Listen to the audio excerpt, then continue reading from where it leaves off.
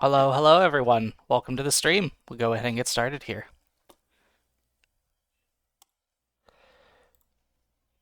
Oh no, where am I? I'm missing.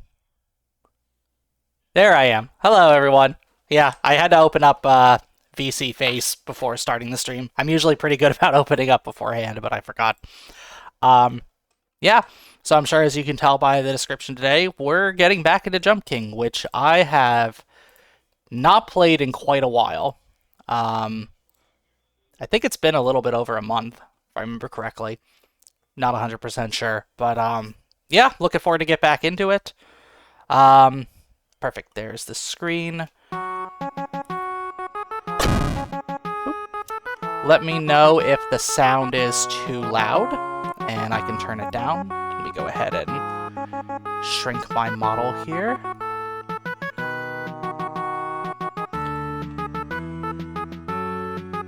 There we go. That should be good. How's the sound, Zap? Is it too loud on your end? I mean, it's not going to be playing music all the time once I jump in, but there we go.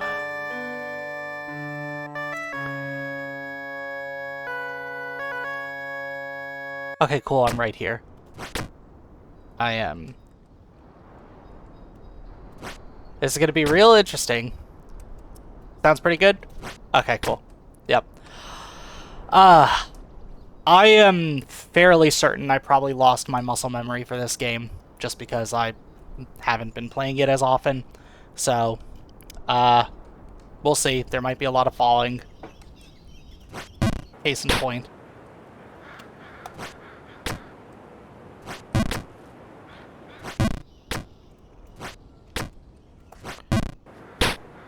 Alright, cool. Let's do that one more time. And let's start all the way back here, because why not?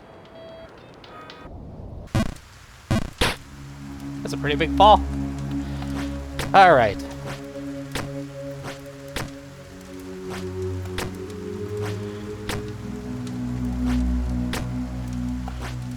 Oh. Alright, all the way back down to here. Cool. Get my practice in here once again.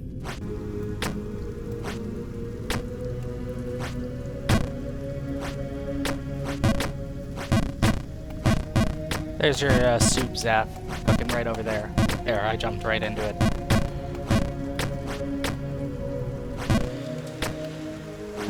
Hope all you had a pretty good day and are having a pretty good week so far. My week's been going really good. Oh! Here's some cooking some good salmon soup. I don't think I've ever had a salmon soup before. I don't usually eat a ton of soups that have fish in them, but just finals week, so you're excited for Friday? Yeah. Is your, that's 3-week break and then second semester in May. Yeah, that's awesome. So your last, is your last final on Friday then?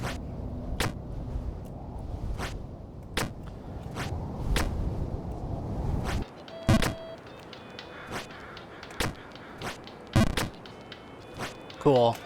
Yeah, good luck on your finals. Sounds like you have a lot to look forward to for next semester as well. Studying right now. Yeah. Get all that math stuff ready. Let's see. Whoop.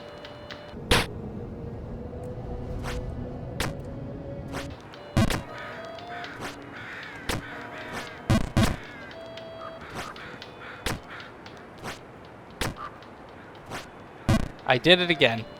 Twice in a row. That's right, third time's the charm.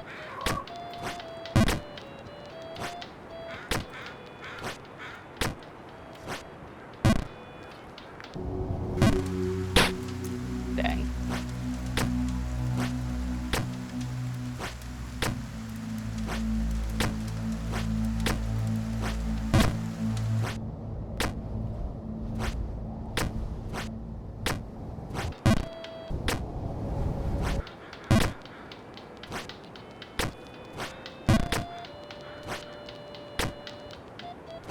You just learn how to do a simple modulus of imaginary numbers. So modulus is just the, it's the actual, like,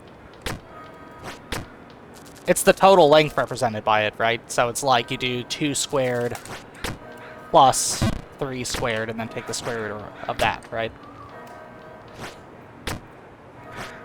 I haven't used the term modulus in a while, so I might be a little rusty. Oh, damn it. Oh. Square root 13. Yeah, okay, perfect. Yeah. Yeah, that part's not too hard. I did watch that video you sent me on imaginary numbers, by the way. That was pretty good. I was about to say, I feel like multiplication and division is holy shit, yeah. I was about to say, if you know how to convert between the Cartesian coordinates and polar coordinates, I actually think it's a little bit easier. Because then it's just a matter of, I was about to say, I think because it's then you essentially turn it from this weird, like, something plus something divided by something plus something else into, like, basically manipulating exponential equations.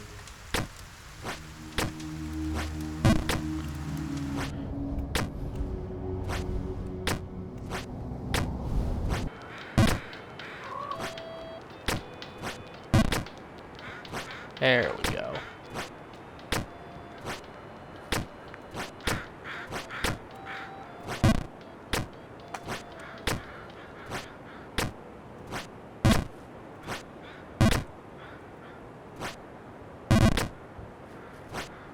Hell yeah. There we go.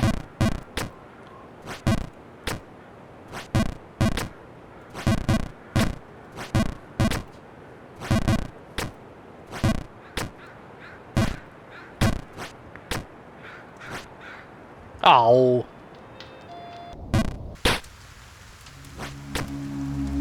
At least I landed there. Whoa, why did I do that? I definitely did intend to do that. Oh my gosh. There's no saving it.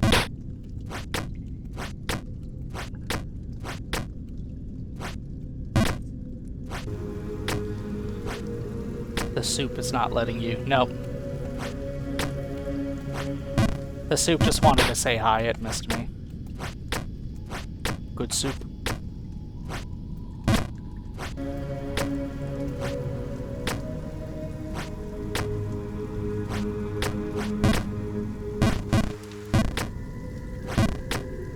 Let me in. The soup is my anti-hero. The soup's not the problem, I'm the problem.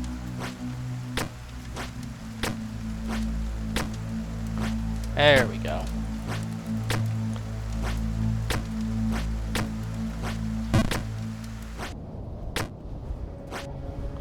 Okay, let's not do a...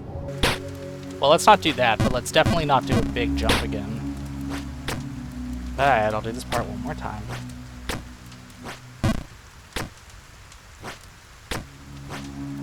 Oh. The soup brought me back. Can we find the area of the jump curves of the king? LeBron will calculate. I would expect his jumps are probably parabolic. Because I think that's what physics teaches you, is that your acceleration is like basically a constant rate.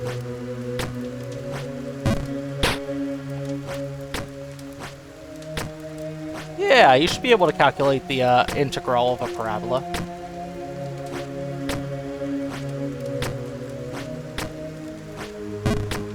What is that off the top of my head?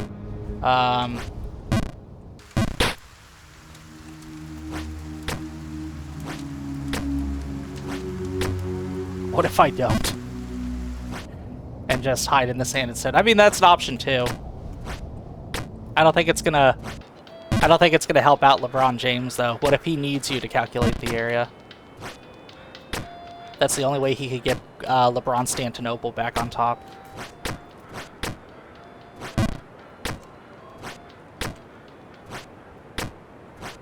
Oh.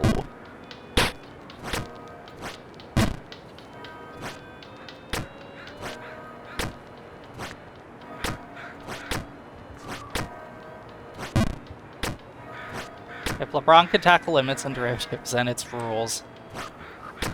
I'm sure integrals is easy cakewalk. Yeah. Yeah, I didn't think integrals were, like, all that hard. They're more complex, I'd say, compared to, like, limits and derivatives, but I don't think they're harder necessarily.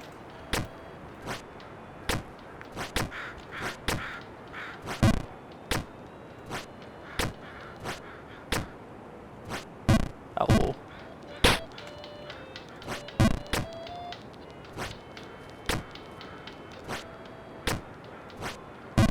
Bonk.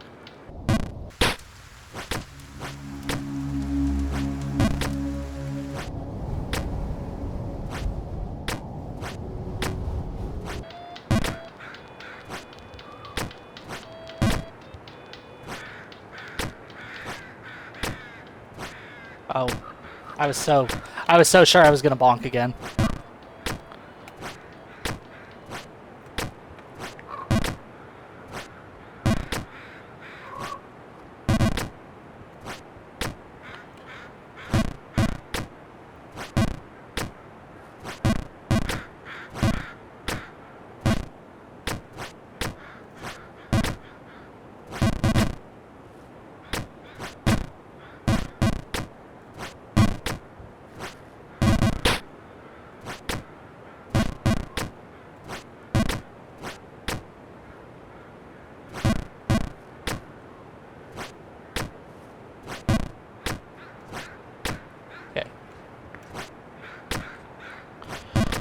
Alright, we are so back.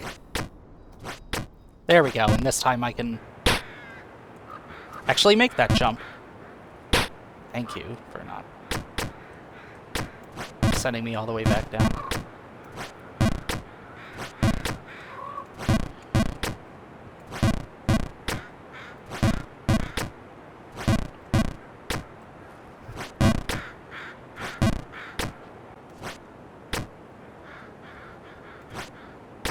I wonder if this game can be played successfully blindfolded.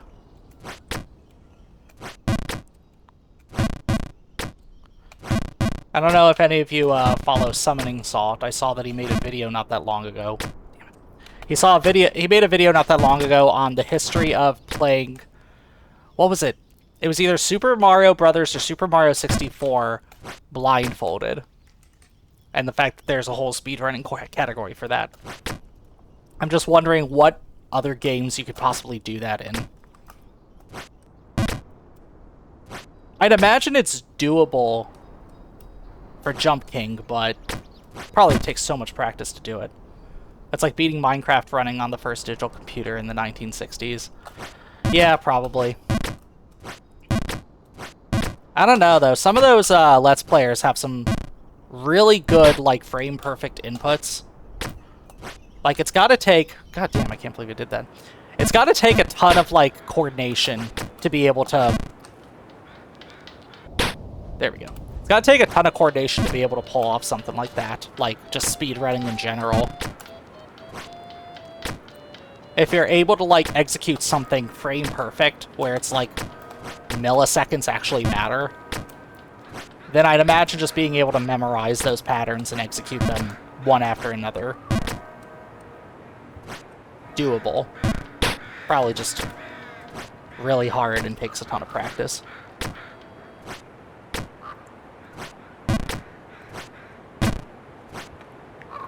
Get in the hole!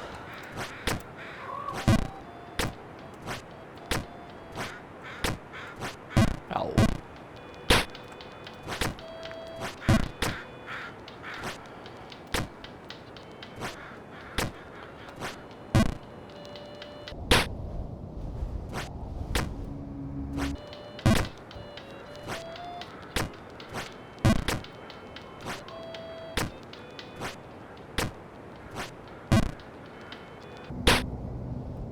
Keep bonking there.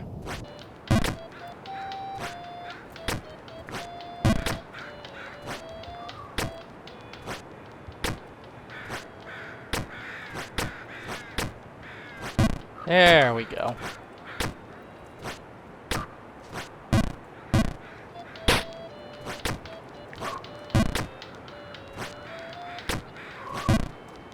What? What did I even bonk on that this time? Interesting. What did I have for dinner? We had our taco truck come by. I guess I'm starting. I don't think I've ever landed there before. I'll take it. We had our taco truck come by this time. I ended up getting a burrito today. But one thing that I was really happy about, so I think our taco truck has undergone a little bit of a management change. At the start of the... it used to be run by a very nice older lady who recognized me and knew my order and was very, very kind.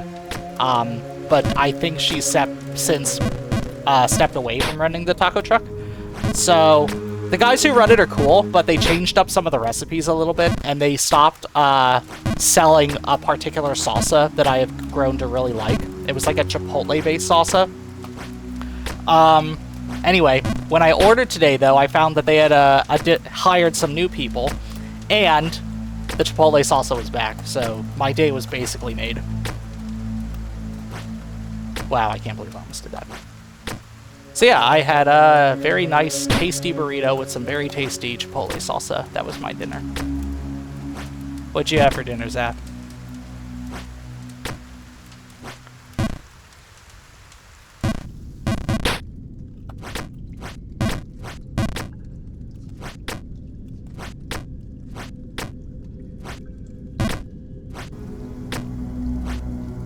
Oops. Ooh, what am I doing?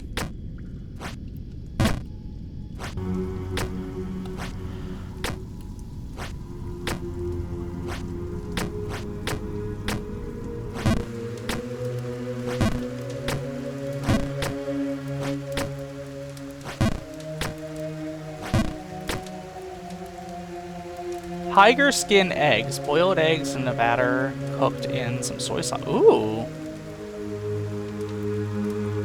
That sounds pretty tasty. I'd give that a try. I'm usually not a huge fan of, like, boiled eggs. Something about, like, the texture of the yolk, and I guess the texture of the egg in general just doesn't really do it for me. But that sounds pretty tasty. I'd try that.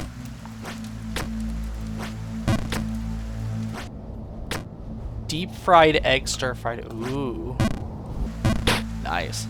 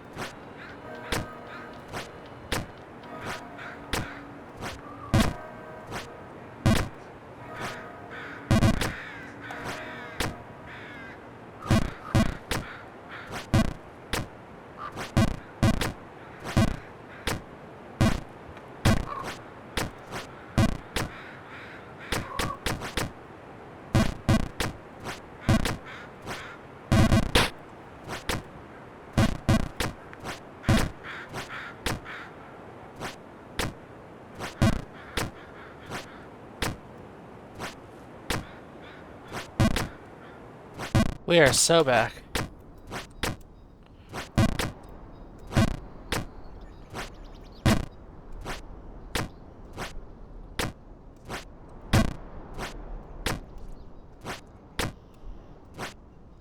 Damn it.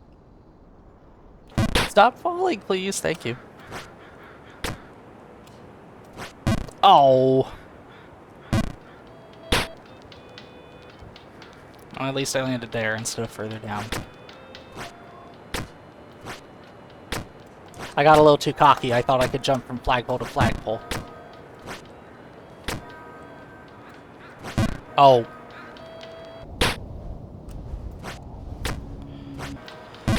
Such is life.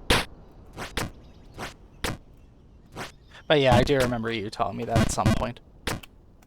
Come on.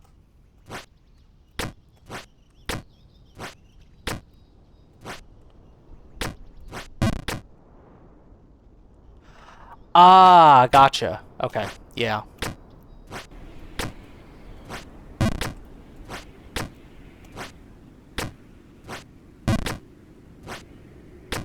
During the 60s found a way to make sure that salmon doesn't have these parasites. Okay, yeah, that makes sense. So then after that, Japan was able to... Oh yeah, I'm here now. And in the same area, they were trying to find a market to sell them. Right, yeah. Oops. Okay.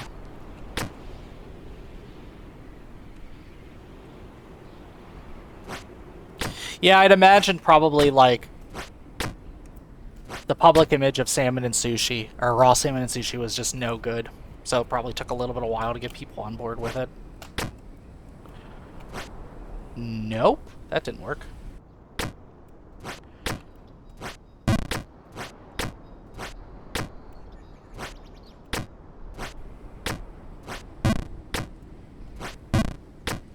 Get up there. Oh my gosh.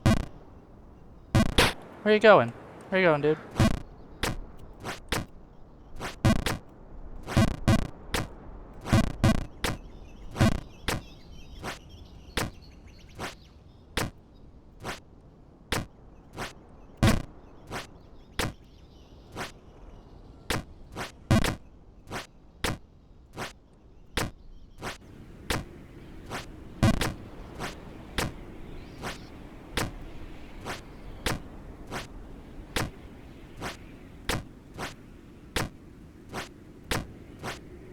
Whoop.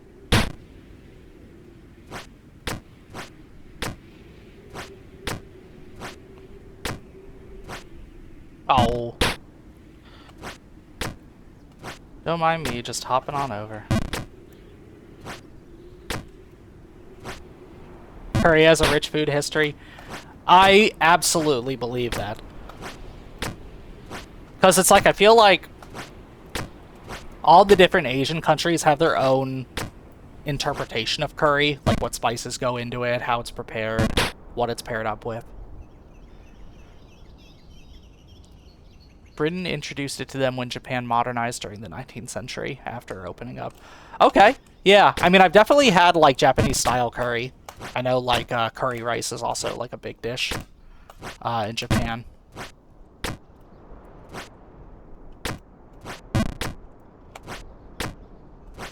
Yeah.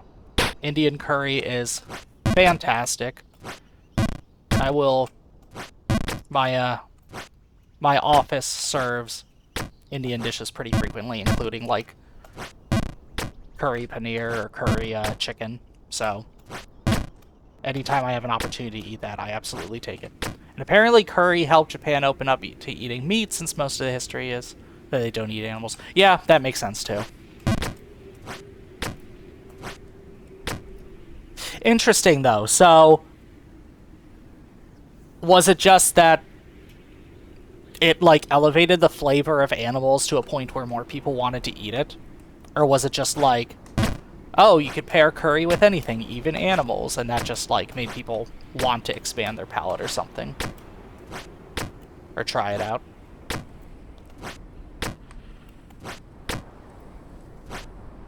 Oops.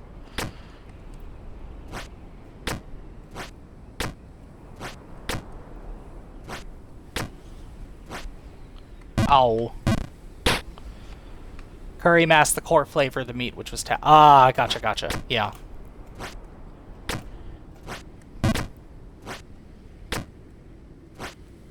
I really like, I've only had it a couple times, but I remember we have a couple of Asian supermarkets near us, and they sell, like, these blocks of, like, Japanese curry that you add to, like, boiling water, and then you can add, like, veggies and meats and stuff to it.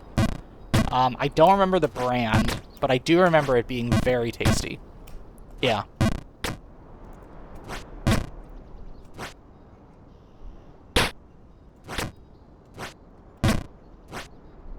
Good amount of spice, thick consistency, and the meat veggies cook really well. Yeah. It does a really good job at, like... I know I sound like a broken record, at elevating the flavor of all of it. I've got to say, though, like, aside from Indian, I think Thai curry is probably my favorite still. And specifically, like, their peanut curry, or their masaman curry. And why'd you fall all the way down? Oh, no. Okay, there we go. You like masaman curry? Thai green curry? Yeah, green curry is very tasty. Bird's eye. Ooh. Yeah. That does sound good.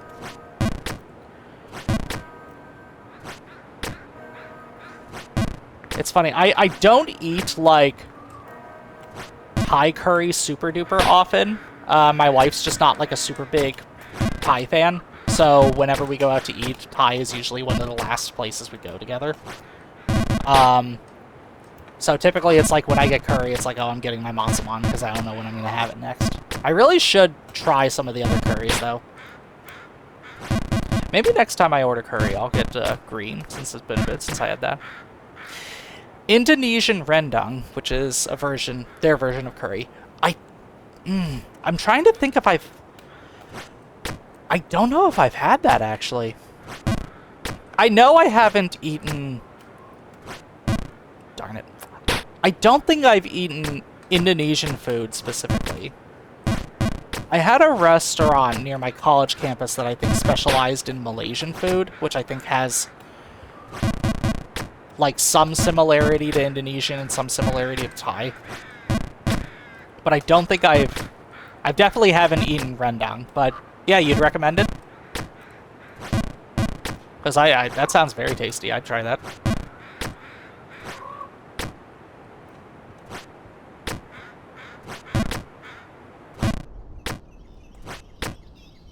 Yes? Okay, cool. Yep. I'll be sure to try that when I get the chance.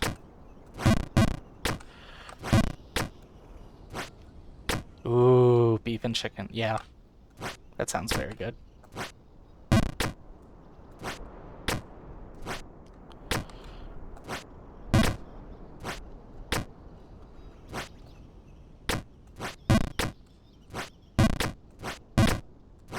Oh, too big.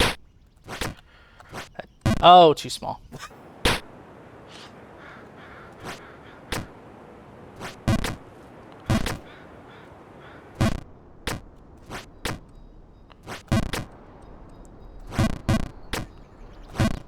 Oh.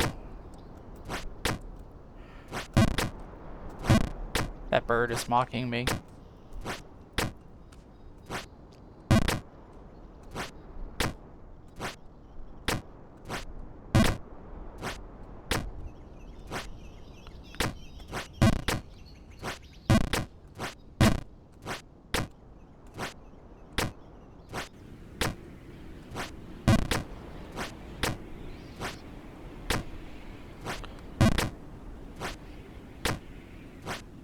Nope. A little bit too much.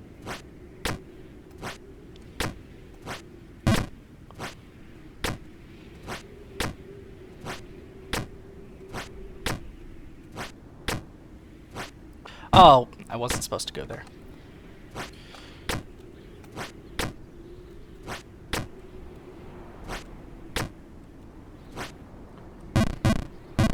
Okay.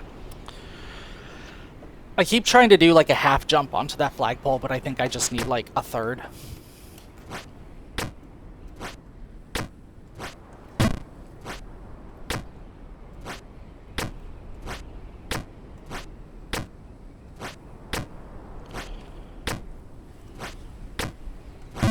Whoop.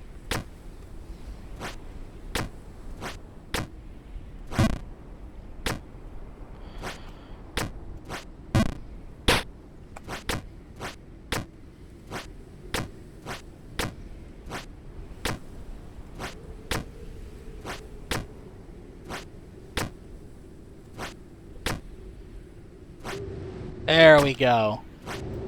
Haha.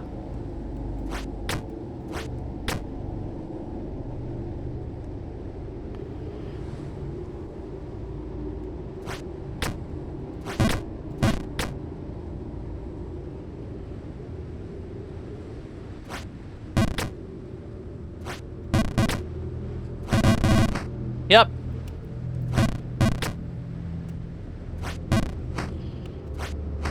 Yep. This is another cool physics problem. Oh. That's okay. Once the wind blows again, I'll be good.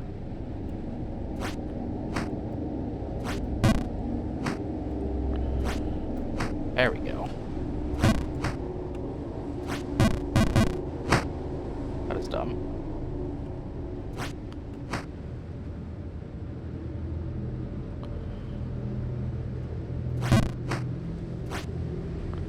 Whoop.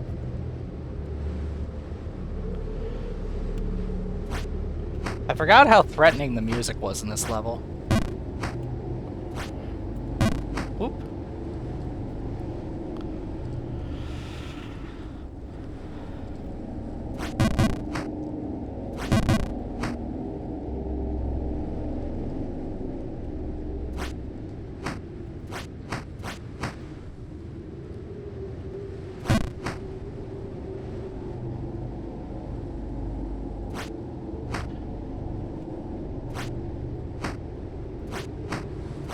Oh no, I didn't mean to jump that second time. Darn it.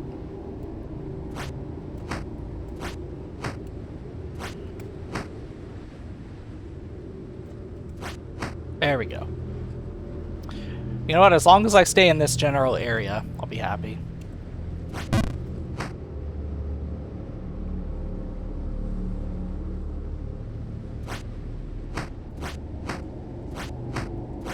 There we go.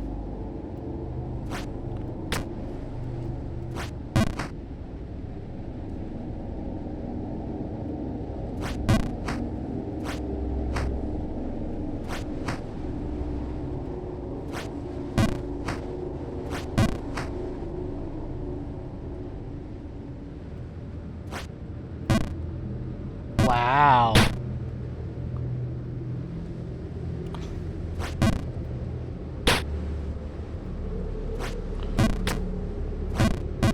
Oh, darn it. Oh, I was doing so well, too. Okay.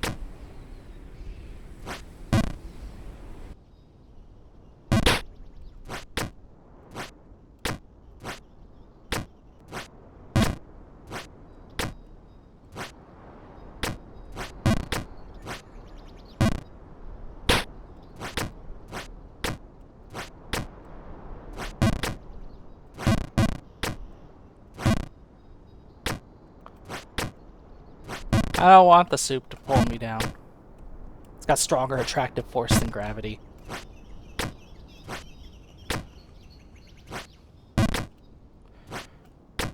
Its Schwarzschild radius is disturbingly similar to its actual volume. Or its actual radius, I guess. It's moments away from compressing into a singularity.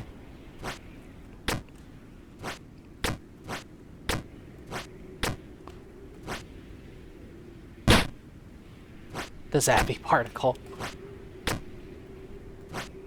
Is that what makes up dark matter? When unobserved, it's everything. There you go.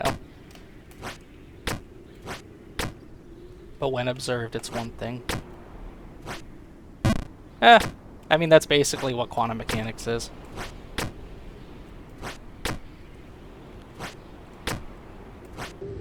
No, that was way too much.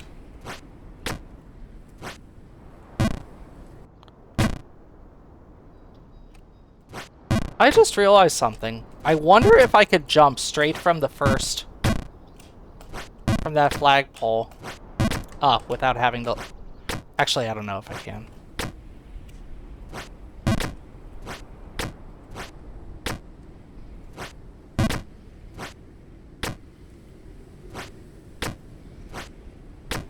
Your brain's cooked. Too much math for one day. Oh, come on.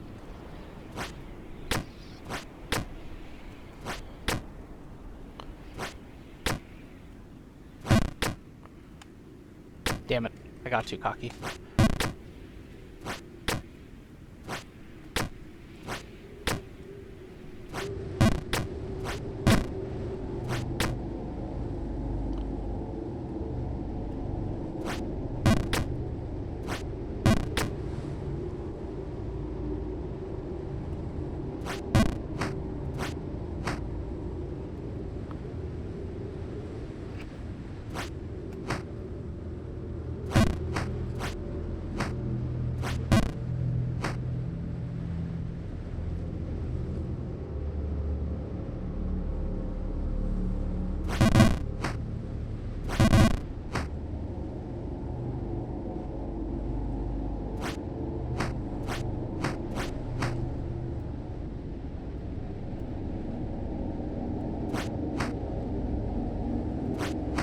There we go.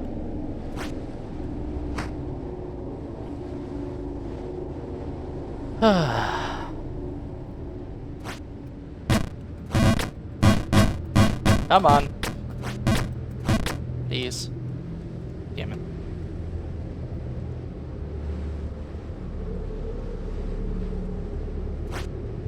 Whoops. A little bit too much.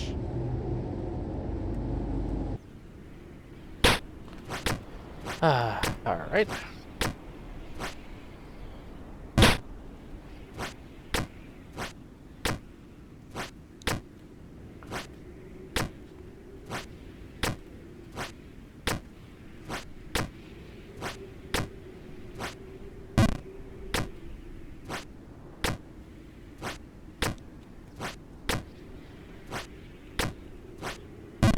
Not enough.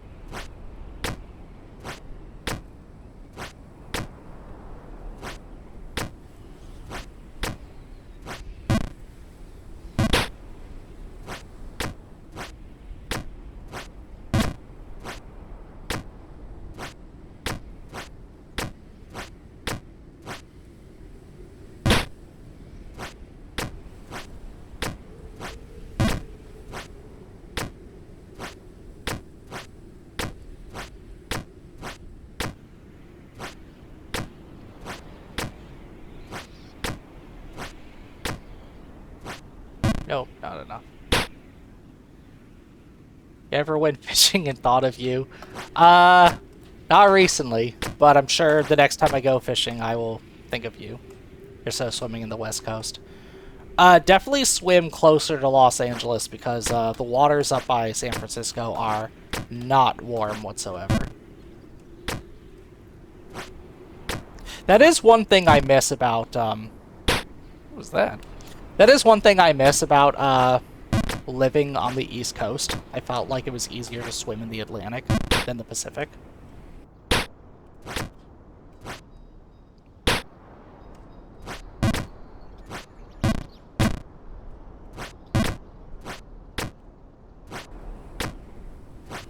The last time I went fishing, I think I was 8? I've never felt the waters of the East Coast. It's cold. Okay, maybe I'm just misremembering them from when I was a kid, because I used to live... No. You don't understand. The waters of, like, Santa Cruz are unswimmable. Like, unless you're wearing a wetsuit. Maybe it's different the farther north you go. Like, I don't know. I feel like you could... I feel like the water should be a lot warmer where I am in California compared to what it is. I used to live in North Carolina, and I would remember that the waters would be very comfortable for us to swim in. Even in New Jersey, I thought the waters were pretty good, but warmer currents are more Northern California. Yeah, but that's what I'm saying, is like whenever I go most of British Columbia for Canada. Yeah. Gotcha, gotcha. I will say that in Los Angeles and, well, specifically San Diego, but I'm sure Los Angeles as well, the water is very comfy. I would absolutely go swimming down there.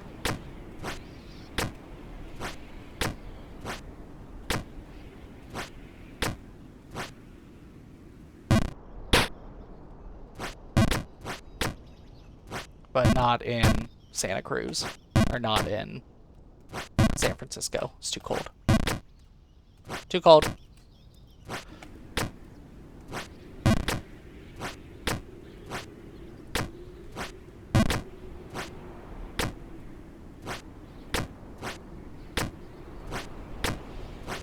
Oh. Stop falling, please. Thank you.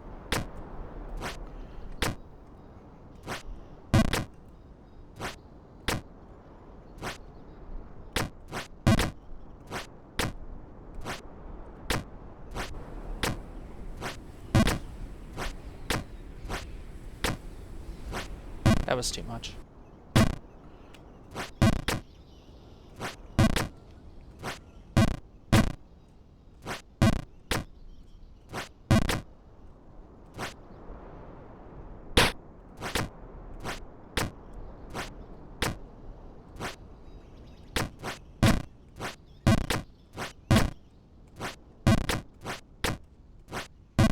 God, how many times have I jumped across this exact flagpole? Too many. Okay, so I think above this, if I remember correctly, above the snowy area is the ice platforms, and then above that is like a big, it's a cathedral, I think. Damn it. No, please don't send me back here.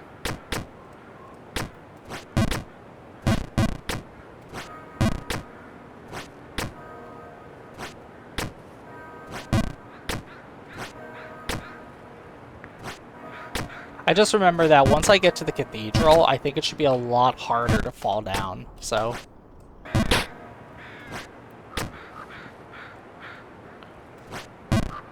Darn it. Oh, no.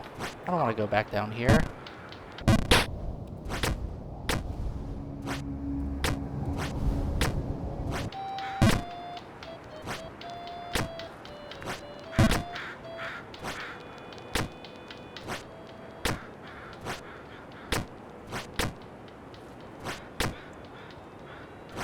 What if Jump King had the portal gun? You know what? It probably would be a lot easier to climb if he had the portal gun. It'd certainly be easier for him to recover his lost ground. How would this flash LeBron? I don't know. If LeBron's playing too and he doesn't have a portal gun, he's at a disadvantage.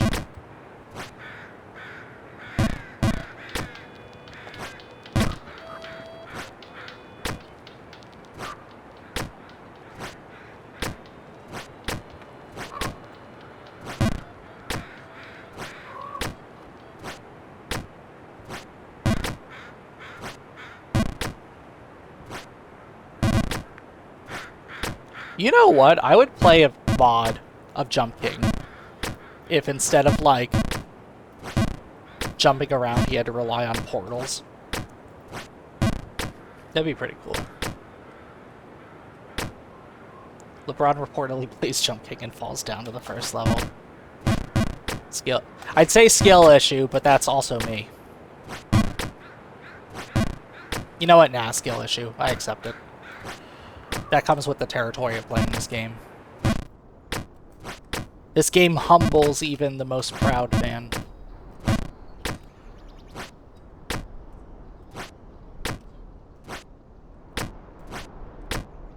You fall down to the kitchen, though. Yeah, but I've fallen farther than the kitchen, too. I think the time before last, I went all the way back down to the first level again, which I was not happy about.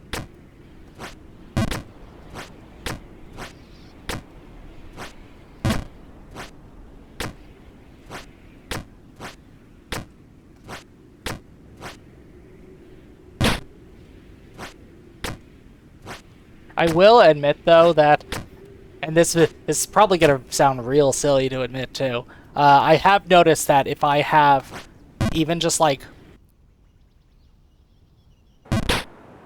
one drink the evening that I play Jump King, my performance goes significantly down. So it's definitely best for me to play this game sober.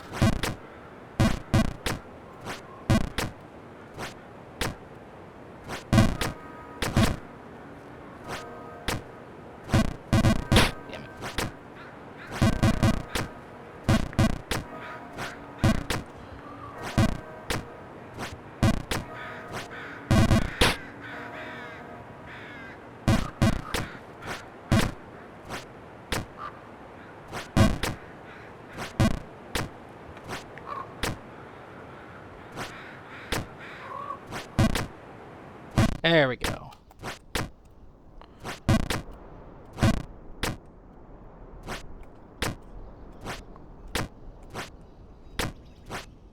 No.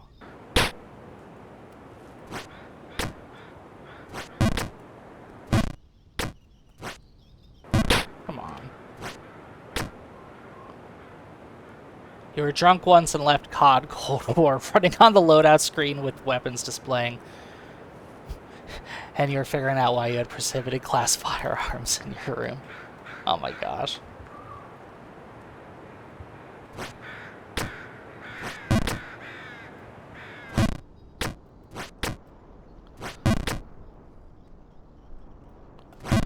Wait, so were these firearms that you did have unlocked that you didn't have unlocked? Or were you just confused as to how they got there?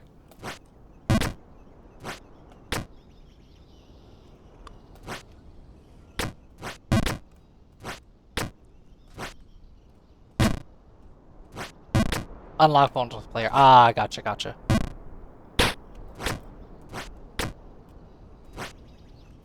You're gonna play it but too drunk.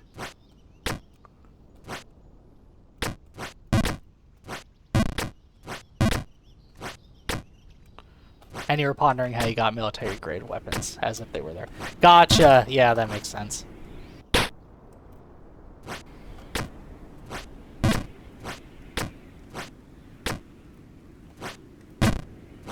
I'm trying to remember if I've ever played, like, a shooting game drunk before. I know I've played Minecraft drunk before. That's a... I mean, my performance goes down significantly in that game, too, but it's like... Who cares if you're just wandering around?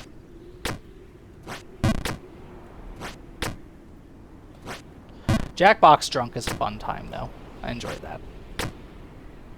Half a tall glass of Guinness, and I spend 8 hours sleeping it off. Wow, yeah. That's a pretty low tolerance. Oh, that was too much.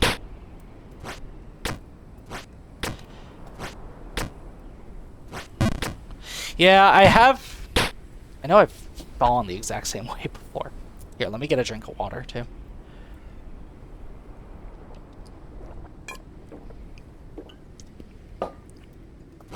My tolerance has definitely gone up a little bit in the past, like, year or so. I try not to make it too much of a habit about it, but honestly, like, after a long day of work, sometimes it just feels nice to have, like, a beer or a glass of whiskey. But, I don't know, some nights it turns into 2. And then, whenever I visit my family back home, though, it's like... I swear to God, my family doesn't drink like all that much. But if my wife and I are visiting, that's the excuse to pull out like pretty much every bottle of wine and every like bottle of whiskey that the family has. And it's just like, oh, let's have a bottle with dinner and let's have like a nightcap to finish it off. Guinness is such a top tier beer in Heineken. I like Guinness a lot. S tier. Yeah. I like Guinness a lot. I don't have it as much nowadays as I used to, but it's a very, very good beer. Heineken's decent too. Whenever I go out, my go-tos are usually just whatever IPA is on tap, because I tend to find them like super flavorful. Coors, Bud Light, and other beers can't stomach. They're okay. I'm not like... I don't dislike them, they just don't do a lot for me. They're not super flavorful, I've also noticed. I think they're kind of just junky as far as beers go, but I don't know, some people like it. More power to them. But yeah, usually my go-tos are either IPA or Corona, which is very unfortunate given the what transpired. Why did I just jump down from there? Given what transpired over the past couple years. But oh man, go out to the bar, they open up a Corona, pop a lime slice in. It is tasty.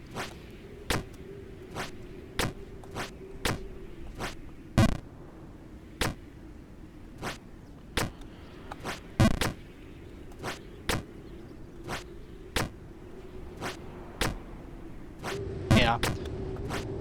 Oop. I'm back here again now. Heineken chicken. Ooh, yeah. That's a good combination.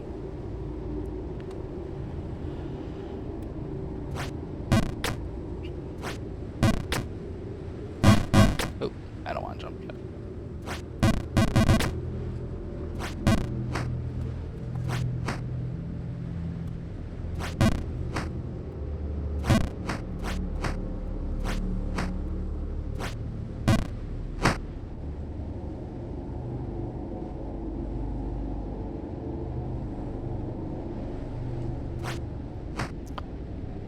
Majora's Matt! Hey there! Thank you so much for the raid. Appreciate you joining me. Hope you've been doing well. Let me go ahead and give you a quick shout out here.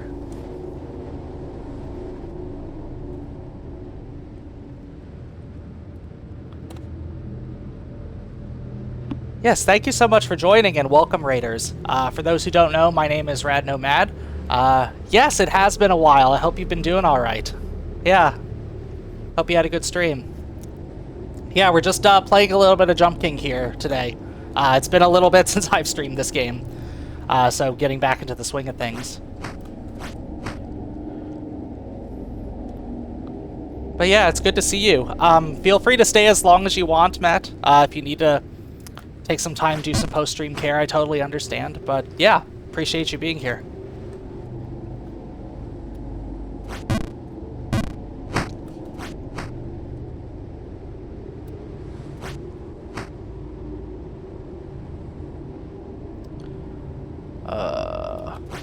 There we go. A good stream, a bit on the shorter side, but yeah. Cool. What game were you streaming today? If you don't mind me asking. Oh. Oh no. I'm about to make a mistake. There we go. Brystar. Okay. Cool.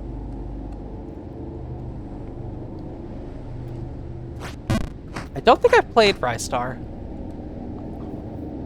Oh, that's probably why I didn't have a Sega Genesis growing up.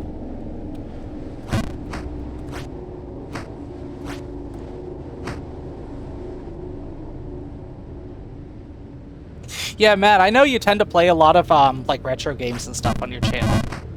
I always enjoyed seeing those modded games you would play of like Banjo. Or Banjo's the one that's coming to mind right now. I think you've played a couple different games that have mods.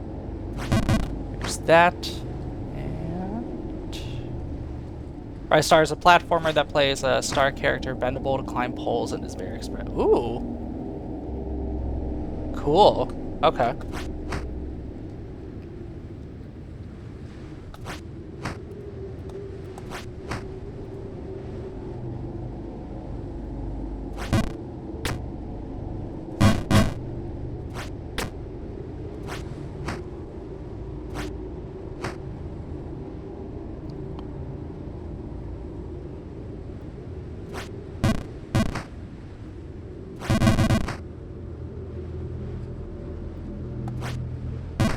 Okay. And...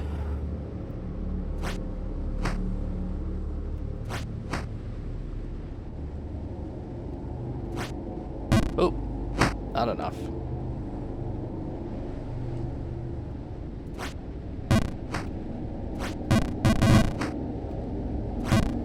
No. Damn it.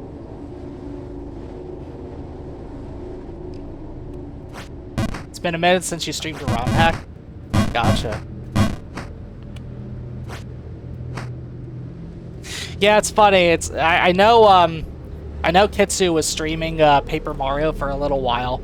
It made me want to try out a Paper Mario randomizer. I occasionally, I don't do it at, oh wow, that was pretty far. I don't do it super often, but I sometimes will follow like the streamer Phantom's videos, because he does a lot of like Paper Mario randomizer like races. And it's like, I'll see that, and I'll see the like Legend of Zelda Ocarina of Time randomizers, and I'll think, huh, I want to try that on stream once. But I feel like I need to do like a lot of prep work prior to that, just because I don't know all like the tips and tricks of where everything is. But it's definitely on my list of things to try at some point. I like how the randomizers have kind of like breathed new life into some of those classic games. Not that they necessarily needed it, but I don't know. It gives them a new dimension to play. A friend and I finished our Paper Mario stream playthrough just last week. Nice. Yeah. It's a great game. I very much enjoyed it a lot as a kid.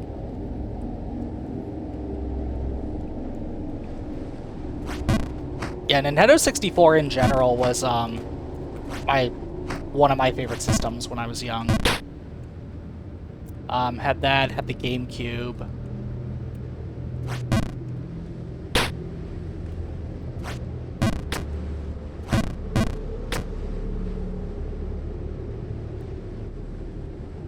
Gunstar Heroes.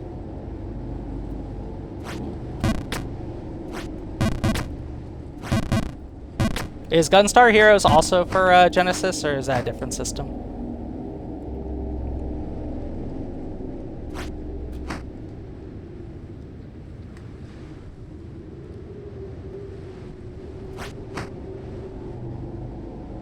Genesis exclusively, got it.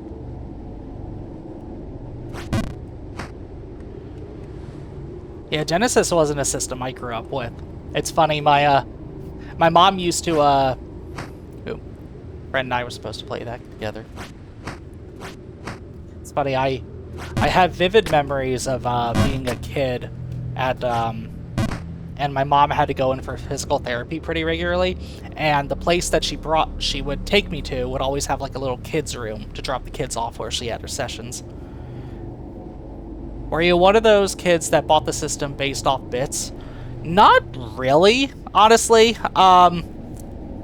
So I'm trying to think of the timelines and everything, because I had a Game Boy Color when I was like, what age would I have been? Like 6, 7, I think. And then my parents revealed that they had the Nintendo Entertainment System sitting up in their closet for the longest time, because they bought it like shortly after they got married so they could play it together. I don't know, it was just one of those things where I don't think the number of bits really factored into it. I think it was just whatever I got exposed to was like what I wanted to invest time in. I had friends that had the Nintendo 64 when I was a kid, and I was like, I want to get that. So I ended up getting it at some point. And then it's like I saw the GameCube, and it's like, I'll get the GameCube. You grew up with PSP? Yeah, PSP wasn't one that I played with a whole lot. I think I had a friend or two that had a PSP, but PlayStation wasn't like something I was... You were on PC until you got the Switch and Quest 2. Nice, yeah. PlayStation in general wasn't really a system I fucked with a ton. I did get the PS2 at some point.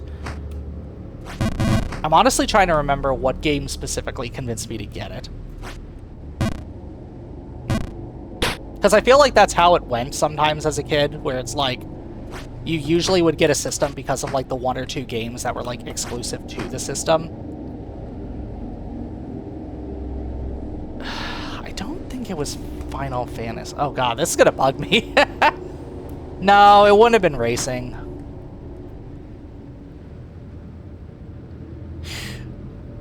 You know what it might have been? Oh, I'm trying to think.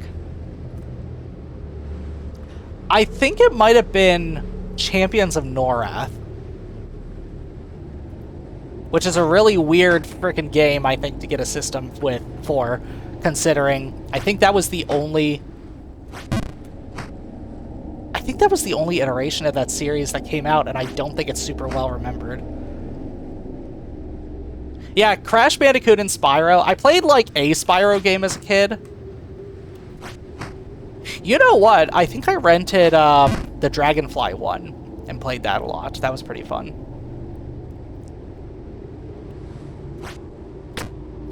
Crash Bandicoot was a little bit before my time, but I think I would have enjoyed it a lot if I played it. But yeah, I think I might have gotten the PlayStation because of Champions of Norath. But I'm trying to remember because well, all of my memories are starting to go. They're all starting to run together. I do remember that being wow. I do remember that being a game that I would play with my friends whenever we would like have sleepovers and stuff.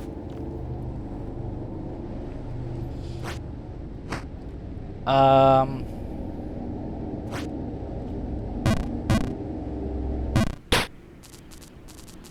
don't know why I jumped there. If she really was at the top, would someone not have found her by now? I don't know about that. Damn it.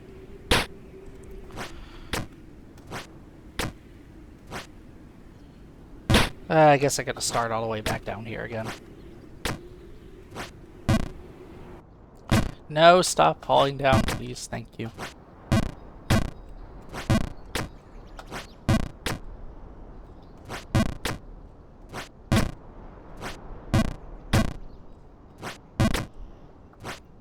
Yeah, I switched to PC gaming a little bit into high school. Video game consoles grew exponentially in terms of computing power. It did feel like they grew pretty fast. Yeah.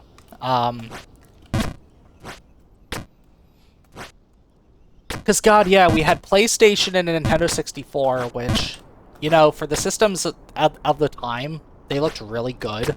And then, like, immediately the next generation was just a ton better. I still think back to, like, Wind Waker and Super Mario Sunshine and Twilight Princess and think it's like... Yeah, that's when I think 3D games really started getting, like, pretty decent. I mean, I guess you can make a point, too, with things like Half-Life 2 as well. God, that Source Film Engine, like, or not Source Film Engine, God, the Source Game Engine. I hope Valve got their money's worth out of it because it held up for quite a while. I'd say it still holds up. 3D games are really good looking by the PS2 early 2000 PC era. Yep. Mm-hmm.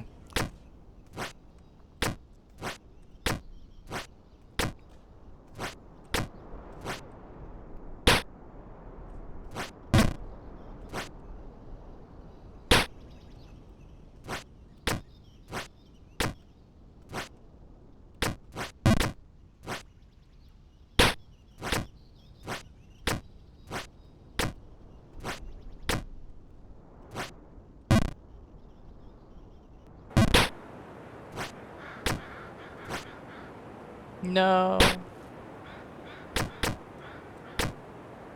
HD games took off in the 2010s like COD, Far Cry, just cause.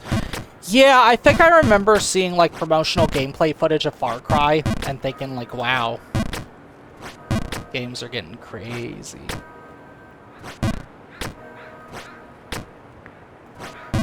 No. The same mocap tech and movie industries. Yep. No, yeah, the production value of like video games got like really good.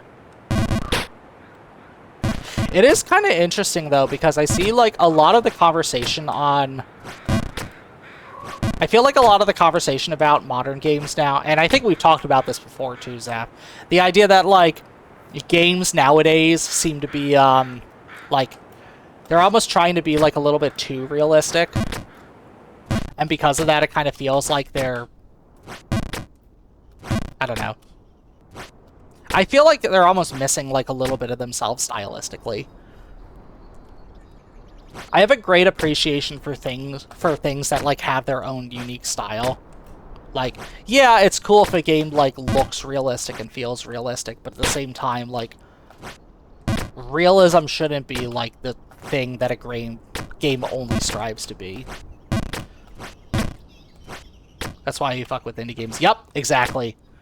Like, oh my god, like, whenever I play Super Hot, it's like, you're not gonna get an experience at a game like Super Hot. Or like Jump King.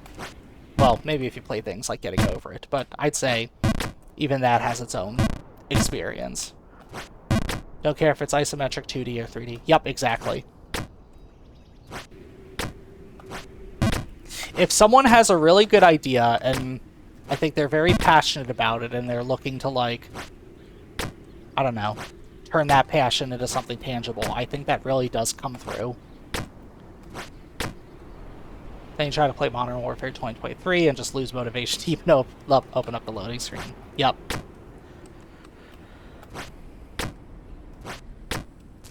I mean, shit, Minecraft came out, like, back in, like, the, what, the late 2000s or so, and people are still playing with that game. Like, it holds up so well.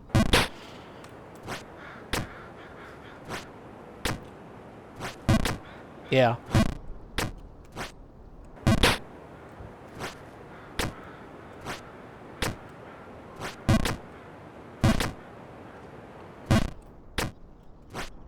I do wonder about that a little bit. Like, how many studios do you think go into making a game that has, like, a life expectancy of over, like, 2 or 3 years? Right.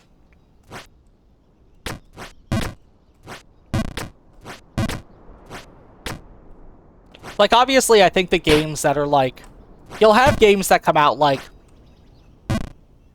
Cyberpunk or something like that, where there's clearly a lot to do, but also it took a while for the game to even be realized in the way that they originally, like, intended. You've got games like Minecraft and Zomboid and Terraria and all that have been around for a while and are continually driven by developers that are trying to maintain it, but also, like, fans that are clearly very enthralled with it. Yeah, long development and faithful fan base. Yeah, I think that's what it boils down to, is exactly those. But I wonder how many, like, big studios, like, really are trying to develop that and aren't just trying to develop, like, something that's going to make them a ton of money just to hold them over for the year, you know?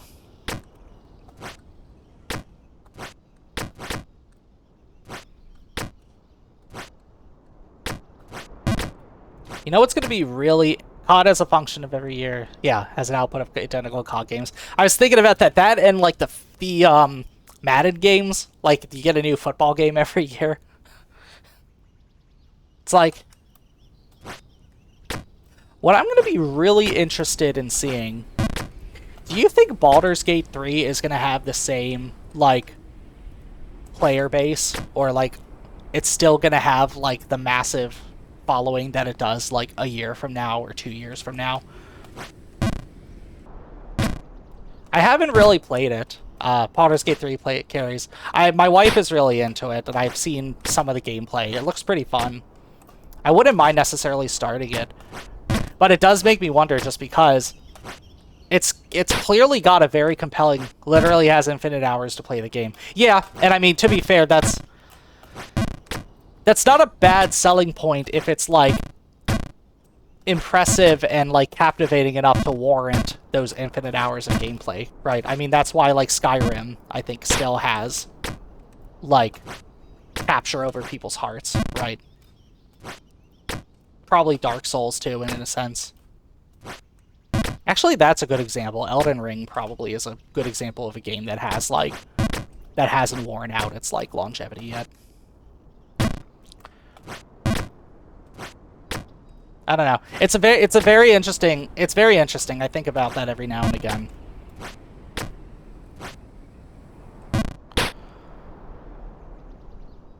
Zomboid looks like a Windows 98 game, and I would play it over Daisy. God, I haven't opened up Daisy in 10 years or so. Zomboid is a lot of fun, though. I do enjoy playing it. I am no good at it, though. I will lose to zombies very easily.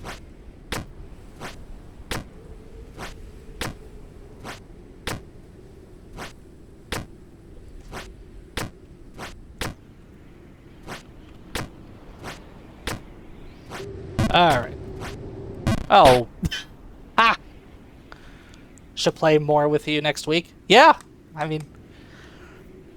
You want to play PC?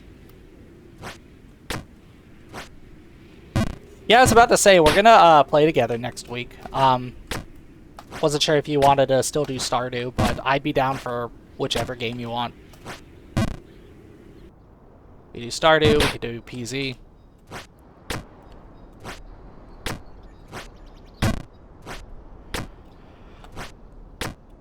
Stardew, yes. Let's go ahead and yes, we should absolutely chill. Yeah, let's stick with Stardew for the next collab. But I'm definitely down to play some PZ next week as well. We can figure out a time for it. Yes, we will be girl bosses.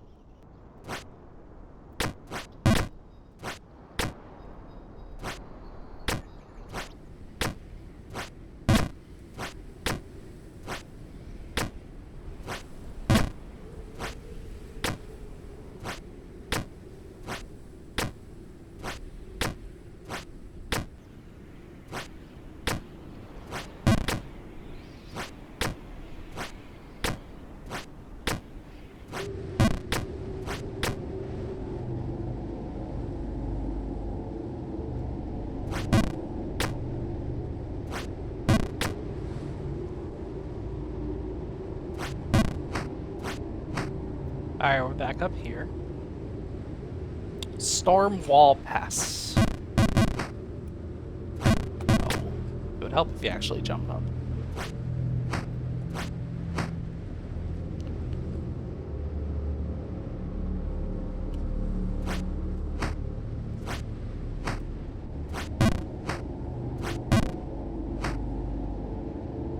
Fish. So you. What's this I hear about fish? I see no fish here.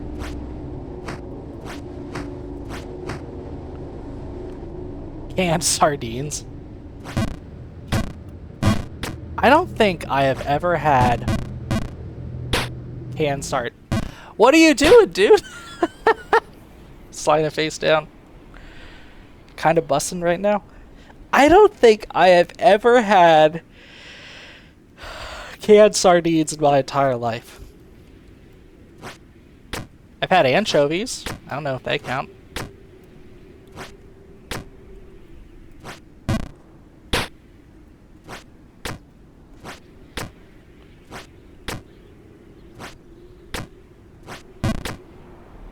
Yeah, they do.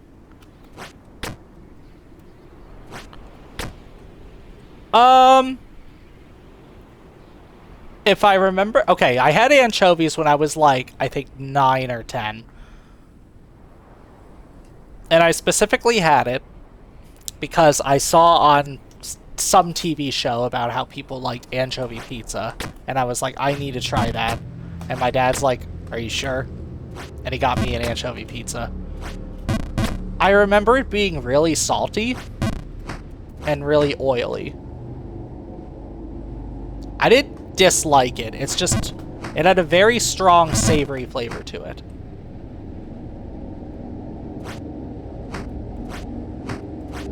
I don't know if I would necessarily willingly order it nowadays. Maybe. That's why omega-3s, yeah. Yeah, omega-3s are bussin'.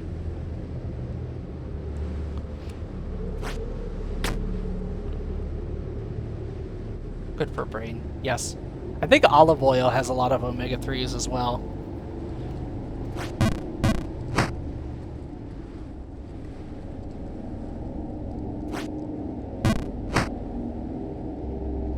I forget, Zap, did I tell you about the Oleato Starbucks drinks they serve, which uses like a golden olive oil foam on top?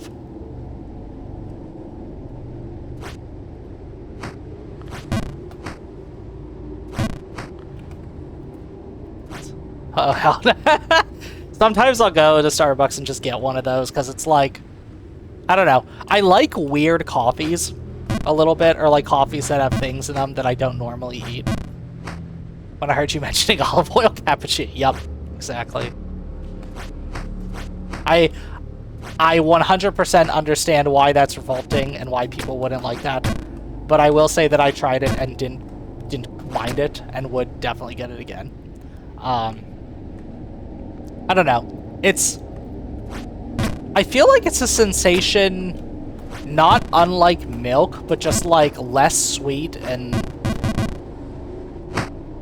I don't know. A little bit more salty maybe. It's definitely its own sensation. But why though? I don't know how to describe it. Someone offers me like a coffee with an interesting blend of flavors, I'm probably gonna try it. Oh.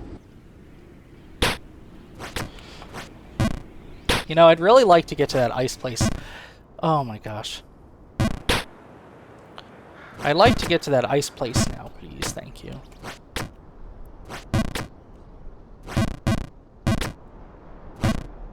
Whoop.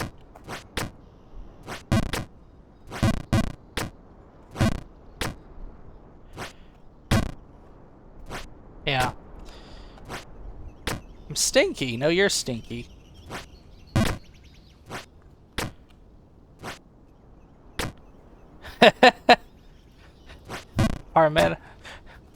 Parmigiano, Reggiano, something like that, yeah. Yeah, well, you smell like sardine sushi. Mixed with curry. I don't know. Do you think anyone's ever made a surströmming sushi? That's so yeah. Yep. Minus the curry. Got it, got it.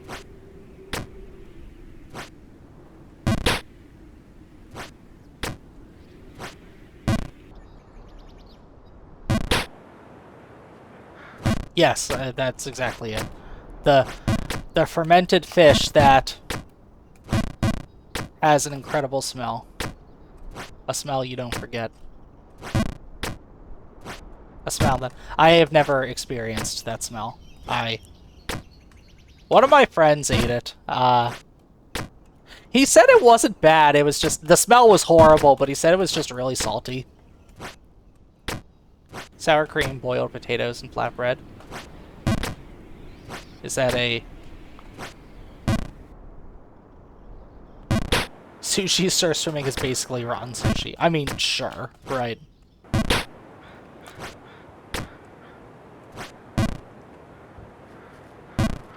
Oh, we're going all the way back here now.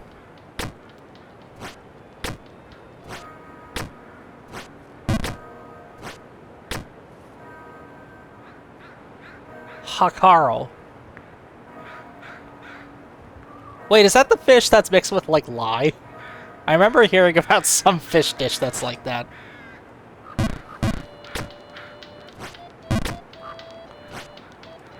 What's Hakaro made of?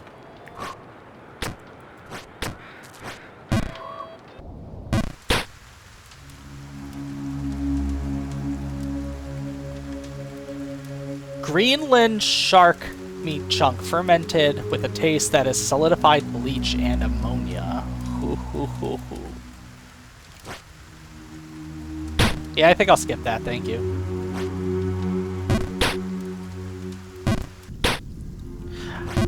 I don't know, like... Here's the thing. I like to consider myself a bit of an adventurous eater. If for no other reason than I just have an interest in, like, expanding my palate a little bit and trying to find very tasty things. Yeah, I know, I'm back to the kitchen. I wasn't expecting to be back down here. But I do draw the line a little bit at certain things, like, I don't think I'd ever be interested in eating balut. I've tried chicken feet before, and it just wasn't really my thing. I haven't had foie gras before. I have a little bit of concern about that just because of, like, the ethicality of it, but at the same time, I don't really have that same ethical concerns about a lot of other meat-based products. All of that to say, I think there's certain things that... There's a lot that I wouldn't go out of my way to try and eat. But... You had balut. Wait, you... Balut is a boil... Yeah, it's a boiled egg, so you basically just ate around the chick. So, like, components of the egg, including, like, the soupy innards of it. The balut without the balut. You know, I've heard it tastes, like, good. I just don't know if I'd want to try it. The white is too rubbery. Gotcha.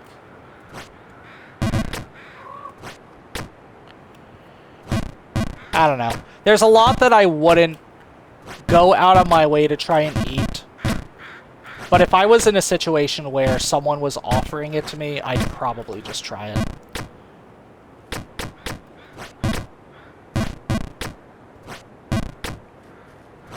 Chicken feet is good eating. Yeah, but... I don't know. I think I'd rather get my collagen from somewhere else. Yes, I 100% agree, and I actually had chicken feet at a dim sum restaurant when I did try it. It was in... What city would that have been in? I think I was in Boston, if I remember. I think it was like late night somewhere in Boston. I'm trying to remember who I would have had it with. Because I think it was people that I met in my internship.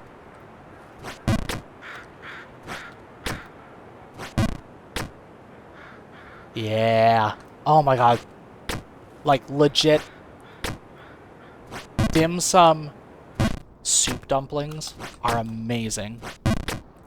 I haven't had, like, good soup dumplings in a long time. They sell them over at Trader Joe's, but it's not the same. It's not the same.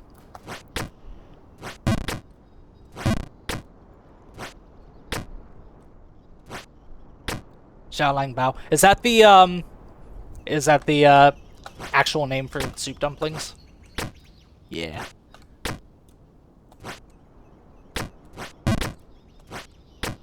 Very, very tasty. Nice.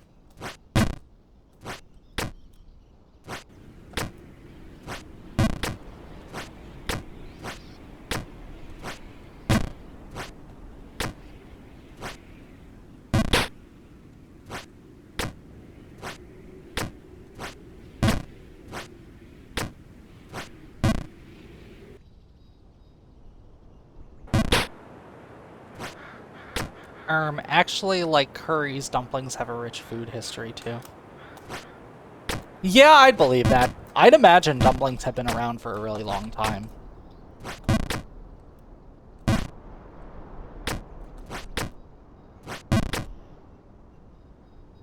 Every culture has a dough wrapper filled with stuff on Earth. Yeah. We've got the ravioli, the soup dumpling, the hot pocket,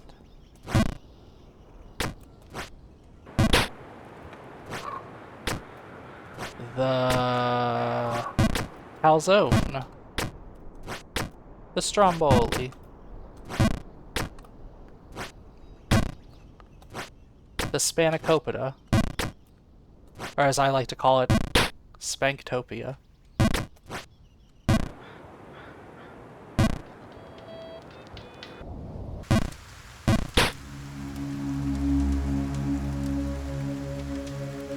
Pot stickers. Gyoza. Yes, the Greek spinach bread thing.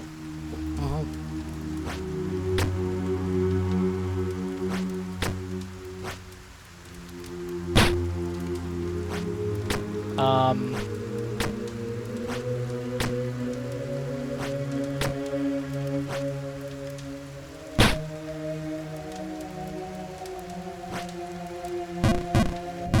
I know there's more.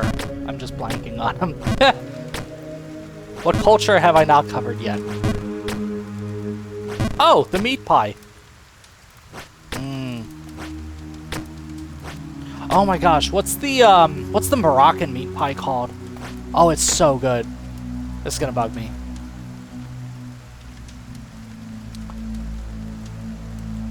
Moroccan meat pie. Ooh, momos are good. Yeah.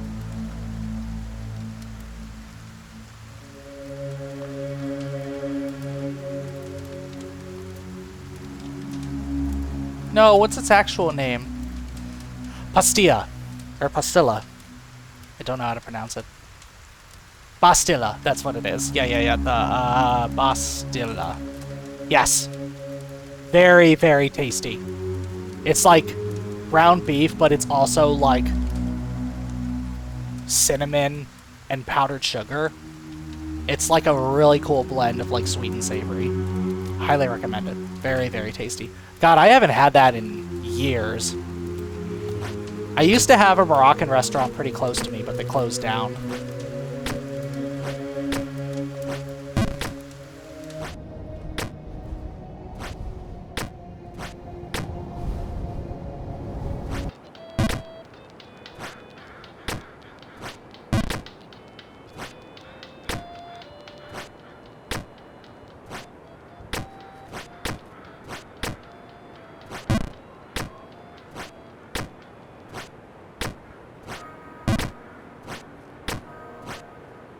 Nope.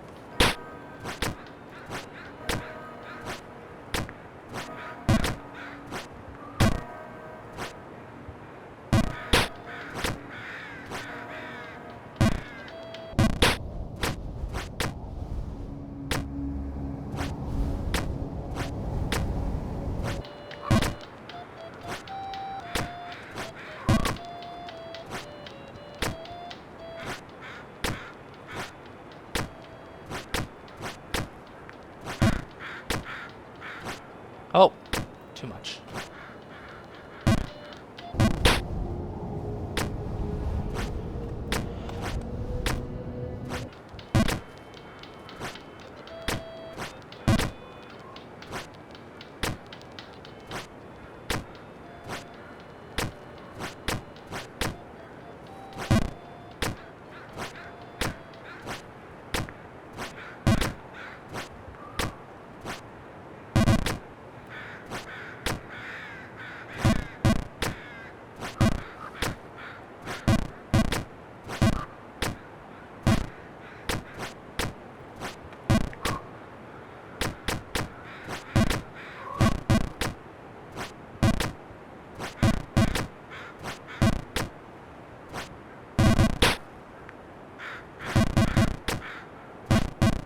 Samosa. That's another example. Sorry. Like, wait a minute. I know more than just all the pastries that I've listed so far. Samosas are very tasty. I like samosas a lot.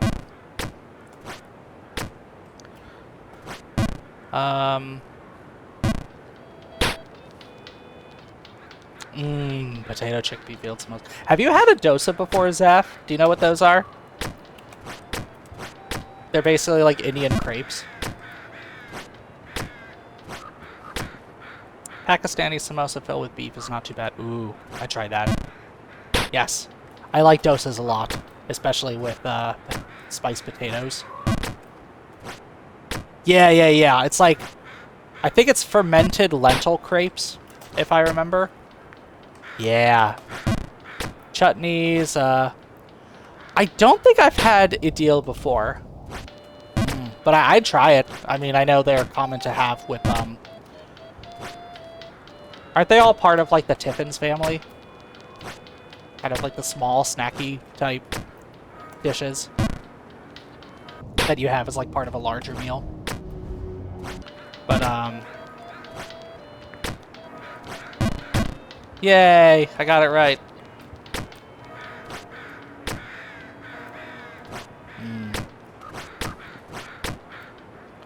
Yeah, I love dosas. It's been a while since I had one. I should get another one soon. No, I love sambar. Like the little,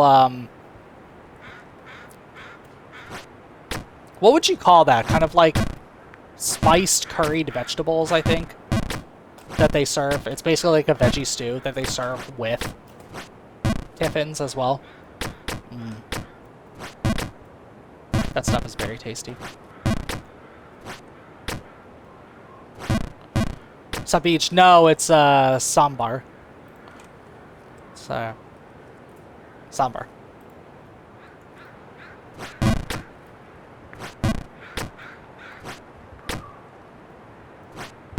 No, stop bonking.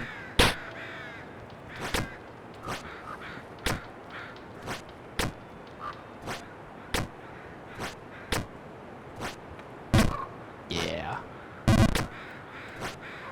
Darn it.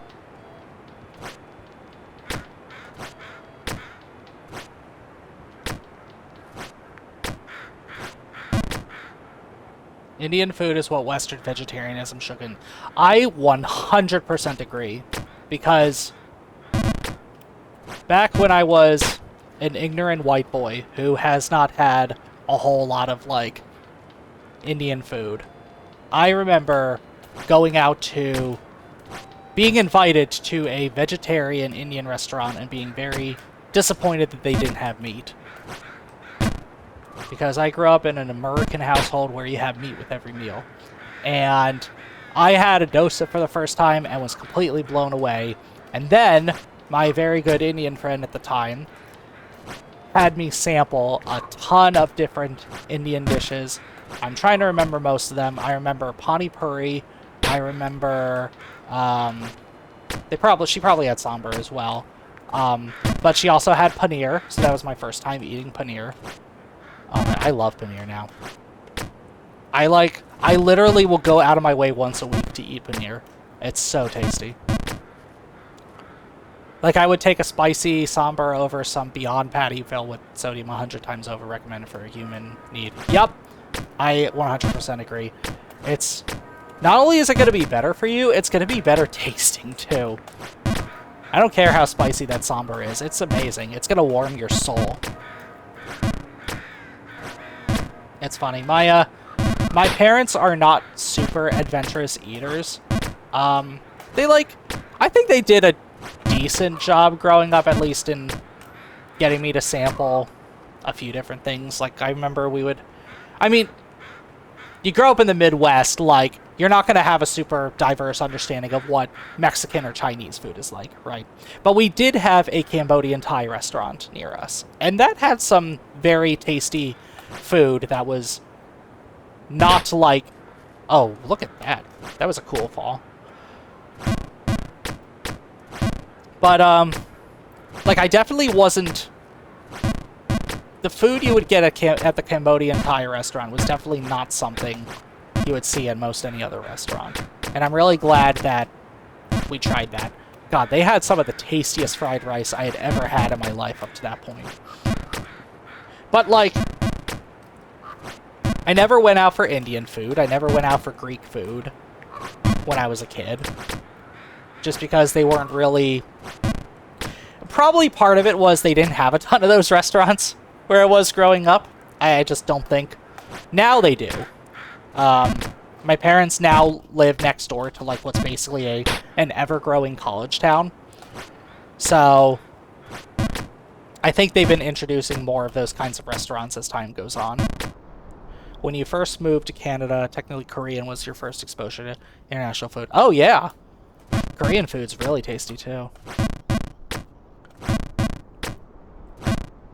Yeah, the way they make barbecue spare ribs is shit bussin'. Sheesh!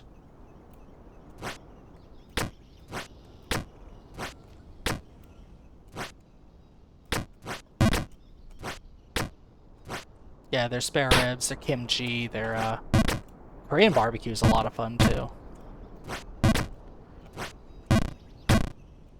But yeah, I think I told you, most of my like exploration into food really started around college. Because not only did my college town have a ton of, like, cool restaurants to explore, Korean fried chicken, hell yeah. That Korean fried chicken's so good. But yeah, my college town had a ton of different restaurants near us. I also had a bunch of friends that, like, had an appreciation for those kinds of foods, and they always suggested, like, different restaurants for us to go to.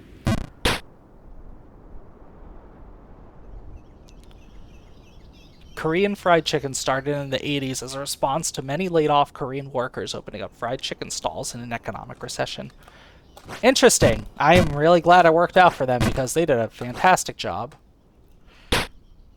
Yeah, Korean fried chicken's tasty. I love it's like, I think I heard that like a lot of their recipes are like twice fried, which is what gives them their extra like crisp as well. Yeah, the crisp you get in a Korean fried chicken is unlike the crisp you'll get in any other chicken. It's so good.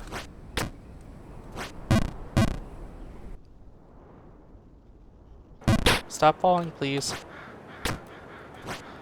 No! There we go.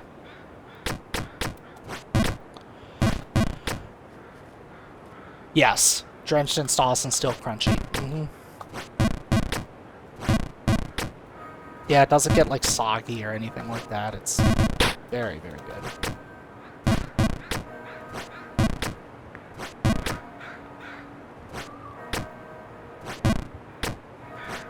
No. Damn it.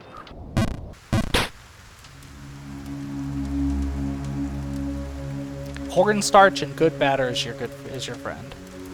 Also, they use fish paste as replacement for salt, which gives them the umami. Yeah. Oh.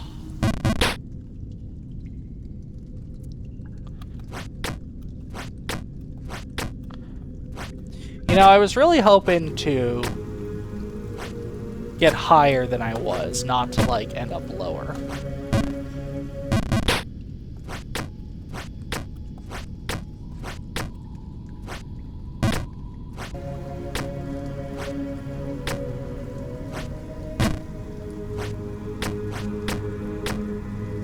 I'm back to the soup, Zap.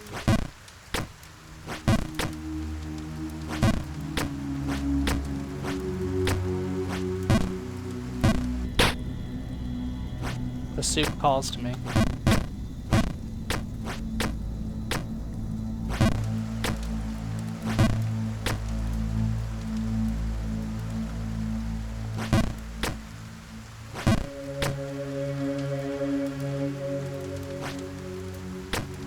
The first food they sent their astronauts to the ISS is kimchi because it was that important. Yeah, I would agree with that assessment. Kimchi is very tasty, and it keeps very well.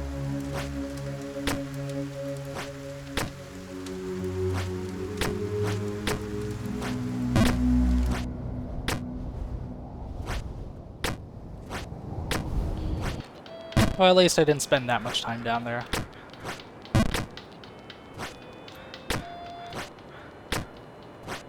No, don't bonk, please. Thank you.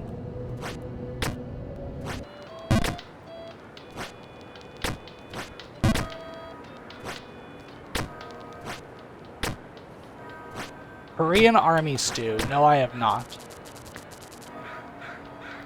Bude Jigai? No, I have not had it. What is it comprised of?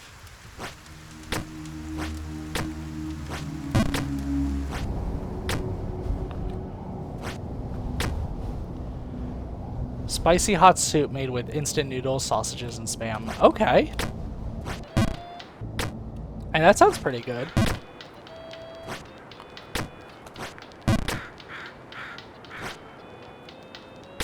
That also sounds like something that they could whip up easily if they were in an army.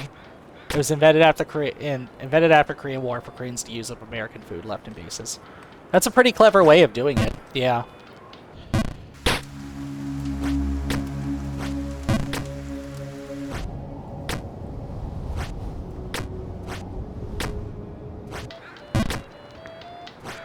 It's fascinating to me how versatile, like, Spam is. Given that it's basically just salty canned meat. Like, I feel like I see it crop up every now and again in, like, certain cuisines. Like, you could get, like, locomocos in, Hawaii that are made with Spam. Yeah.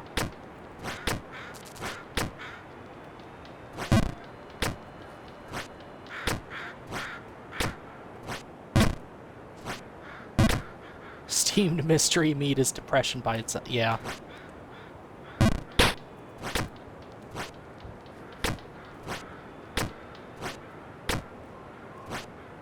I don't think I've had Spam by itself for a long, long time. Musubi, yes! Spam musubi is really tasty. Gosh.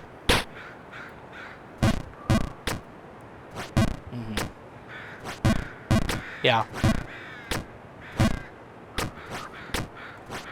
I don't remember what island I was on when I had Spam musubi, but it was very, very good.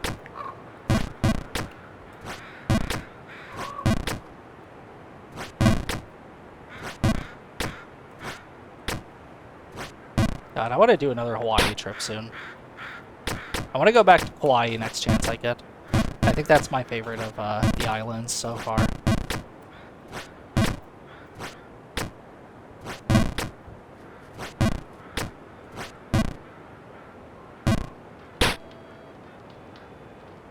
Spam is a luxury item in South Korea.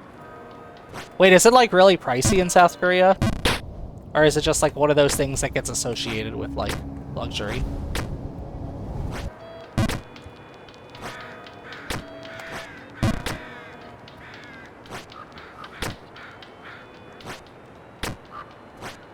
They value Spam. Gotcha.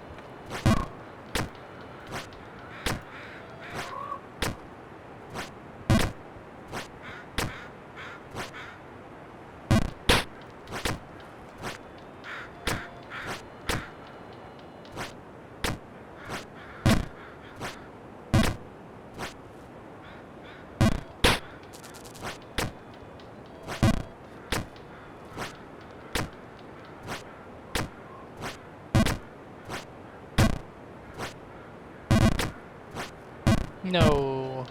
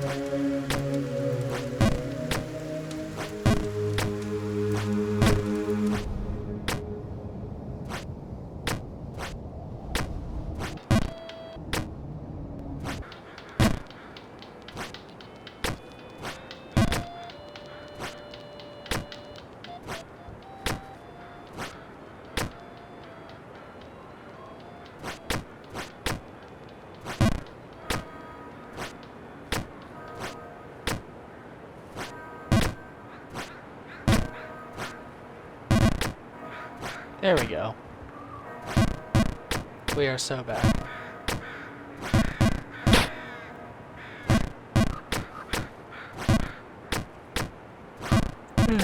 Oh my gosh. Got 2 hours gameplay so far. I'll probably just keep on going for another, like, maybe 10-15 minutes or so. I was really hoping to get past the snow stage, but probably not gonna happen this playthrough. Yes, Fish, what's up?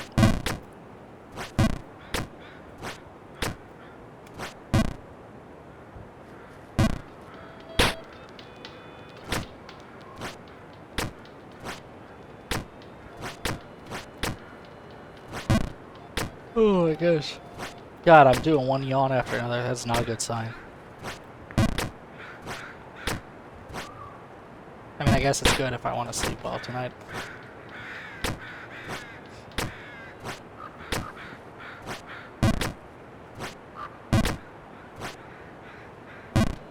Oh, random side note. So I feel like I've been getting a bit better sleep as of late. I snore a lot, and I think it's just because my sinuses are, like, perpetually clamped a little bit. But I recently started trying out these breathing strips that, like, open up your nose and shit while you sleep. And it's basically... Think you too? Yeah. There's, like, this, it's like a strip that has... It's like a plastic strip that's a little bit firm and has an adhesive on it.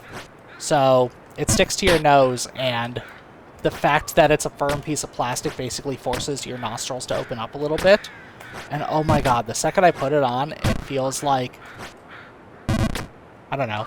Imagine that you spent your whole life breathing in through your mouth and you discovered you can breathe in through your nose. It's kind of like that. It's just like, it feels so much more open than it ever has. I think my nose is too closed, or too tightly closed. But all that to say, my sleep has been a little bit better since I started using those, I think, because I can actually, like, get decent circulation through my nose while I'm asleep. Do fish snort? Do fish snort?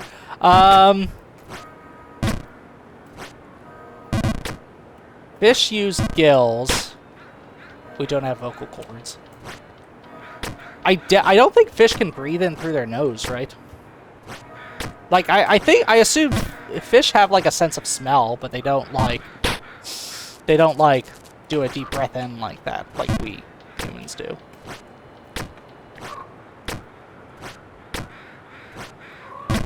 We just go into low energy when we eeping. Yeah.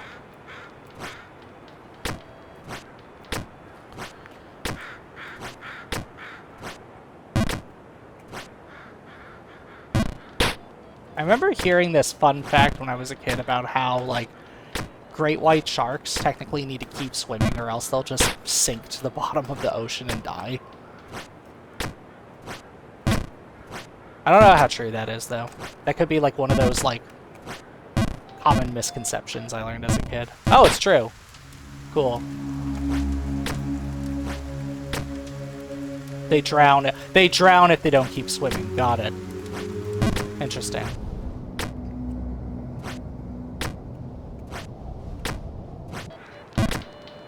Oh, so, basically they're breathing as long as they swim. Oh, yeah, that's right. You were telling me tuna have the same thing.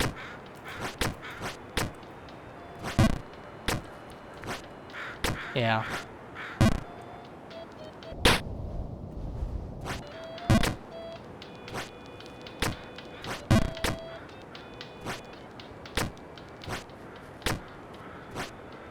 No.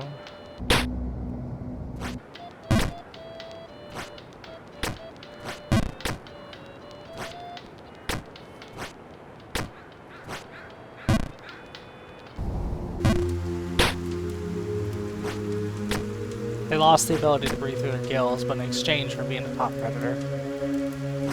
You're so a tuna.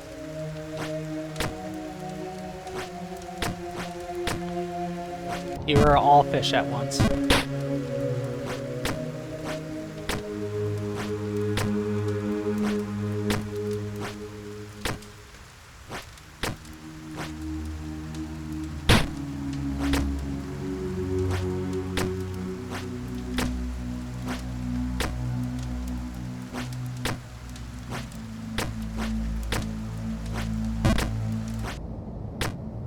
And not a salmon.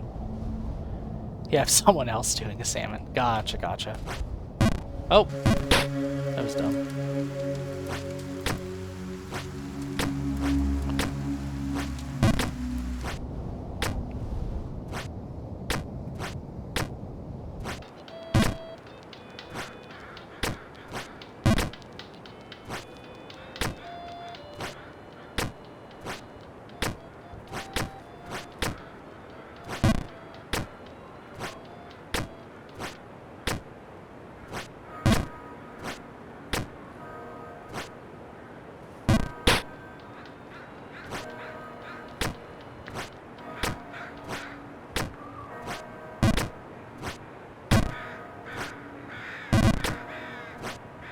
There we go. I just want to, like... If I could get back to, like, the snowy area... That is definitely not going to happen. I want to at least get back to the snowy area before I end. But I don't think I'm going to get up there.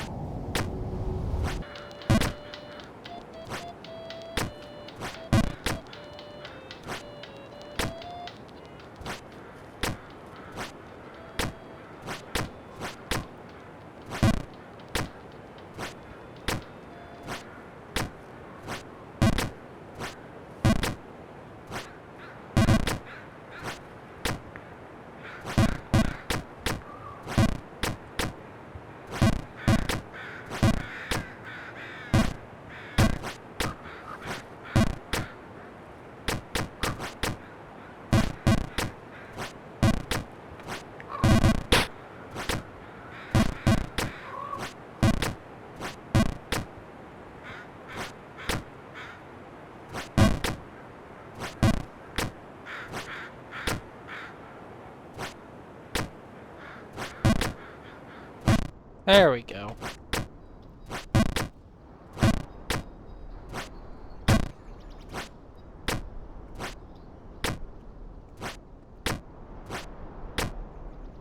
You don't know why, but the actually is so funny and why you can do a nerd voice. Actually? Yeah.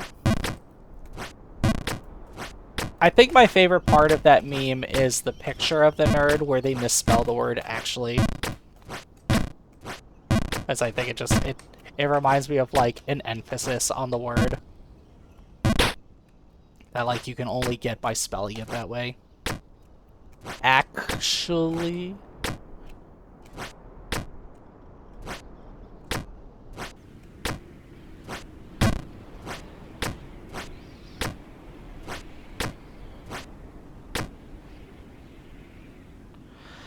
Has someone actually you in work or college? I'm honestly trying... In recent times, no. I don't think anyone has. I was about to say, most people I've worked with have actually been, like, really respectful in that regard. I'm very fortunate that the company I've worked for and, like, the teams and people I've worked with generally aren't the type that, like... wave their dicks around, so to speak, where they're just like, oh, I know more than you, therefore I'm gonna, like, show it off. Like, I've definitely never had a problem with that on my team, and even people I've worked with are generally pretty respectful. Even if they don't, they won't always be on board with their ideas, but they're not gonna be, like, a total dick about it. Even in college, I feel like most people I talked to were pretty... good about that. I think I had a couple people that probably did. You're probably the only one that does, honestly. I was about to say, outside of you, I don't think anyone.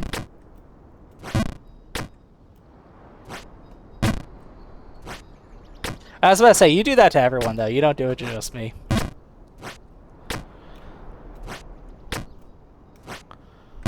Damn it.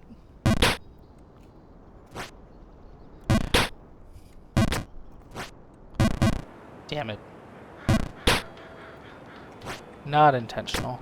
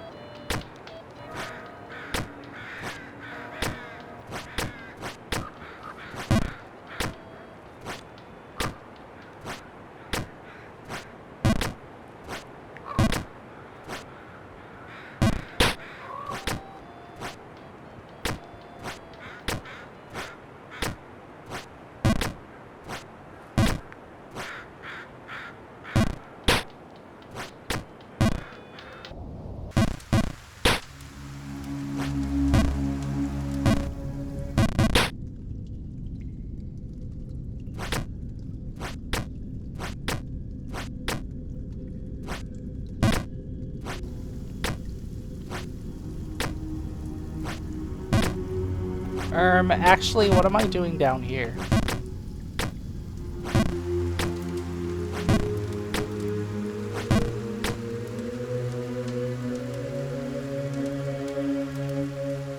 X to the 1 divided by x to the 1 isn't equal to 0. That is correct. I don't think that thing could equal 0.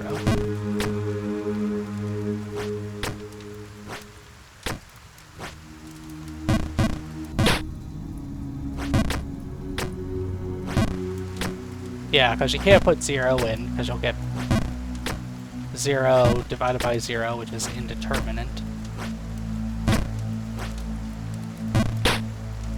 Could have let it pass and let me have 100. Gotcha. I mean, to be fair, who's going to be dealing with x to the 1 divided by x to the 1 in the real world anyway?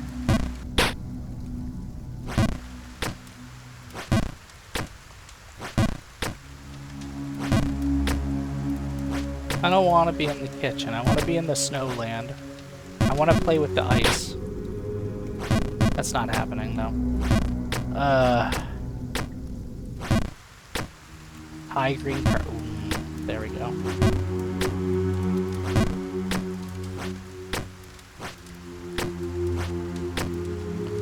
Oh my gosh.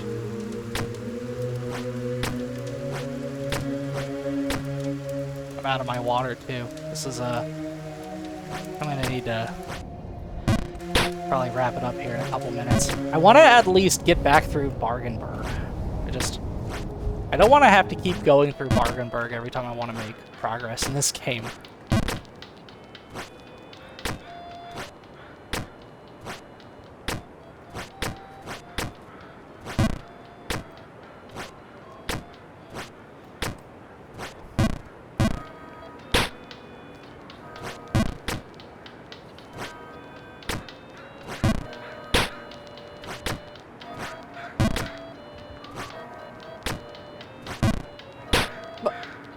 Oh, duh.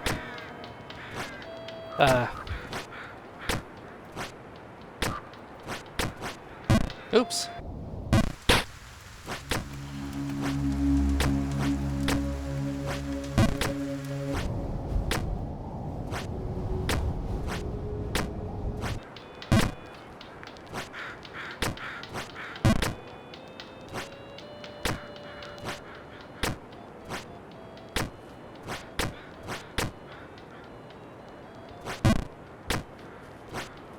I have not, unfortunately. I did see you post about it. I'll do it after this stream, I guess. They're trying to get to Denmark for BF and Danish bread. Gotcha. Yeah, no, I saw you posting about it earlier. I was just like, I'll do it at some point. I didn't know you were still waiting for your Danish bread.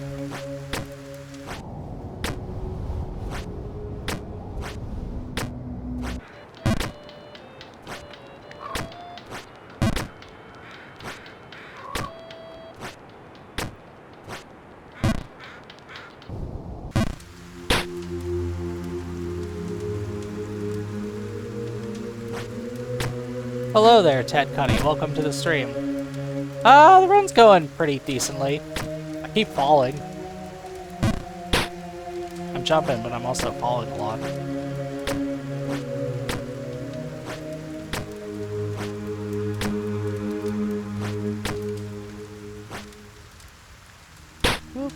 More like falking. Yup, you got it.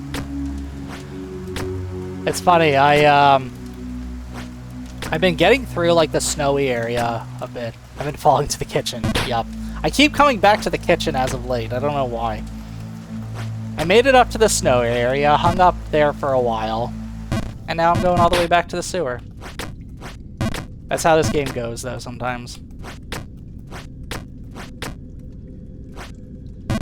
Fortunately, it should hopefully take not a super long time to get back up here.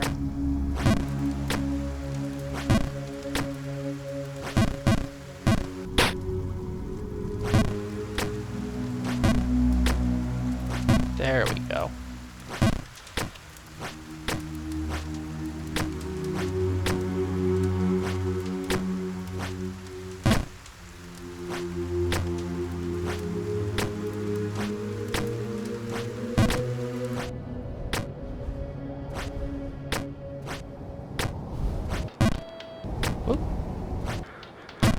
There we go. Now I'm back to Bargenberg.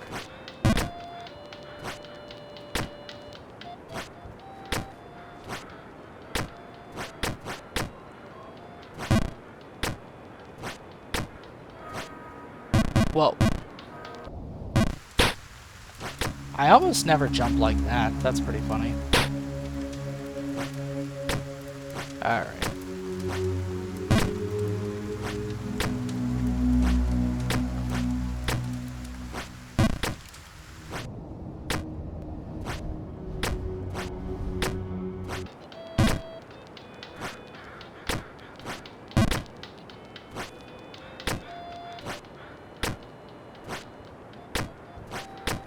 Oh.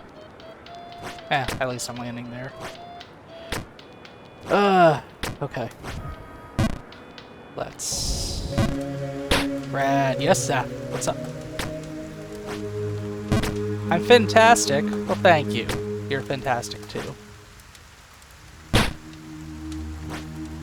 I appreciate you chilling with me, even though you've been watching me mostly fall this whole time.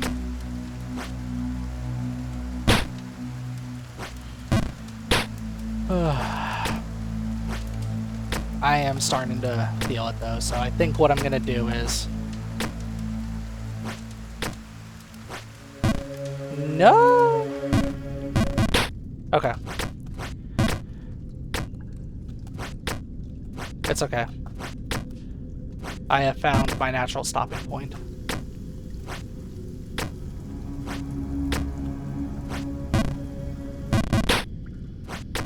Just gotta make it back into that room.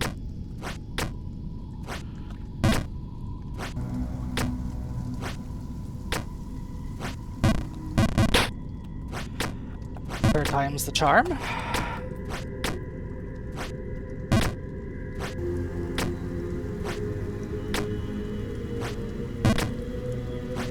There we go. Okay, there's my natural stopping point. I'm gonna just chill in the soup. I'm calling it. It's almost 10:30 my time. I am feeling sleepy. Got a long day tomorrow. But yeah, thank you so much everyone for joining. Appreciate you all stopping by, chilling with me, watching me fall and jump and fall again.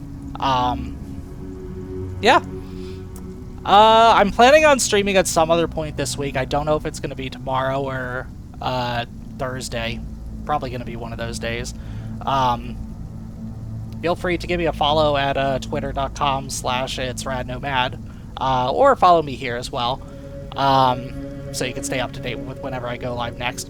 I might continue this game. I might continue Bitburner. Haven't decided yet. I'm kind of just keeping things open depending on how I feel.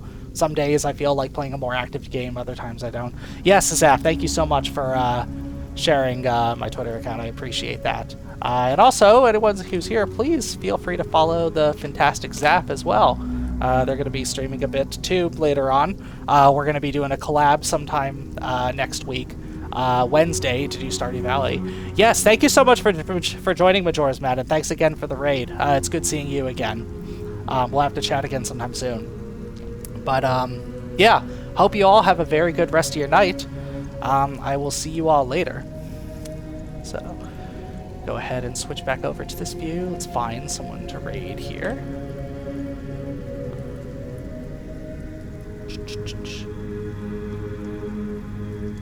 Ah, Barry's streaming. Perfect. I think she's been streaming a while, so hopefully she's been streaming almost 4 hours. Hopefully she's going to be on for a little bit longer.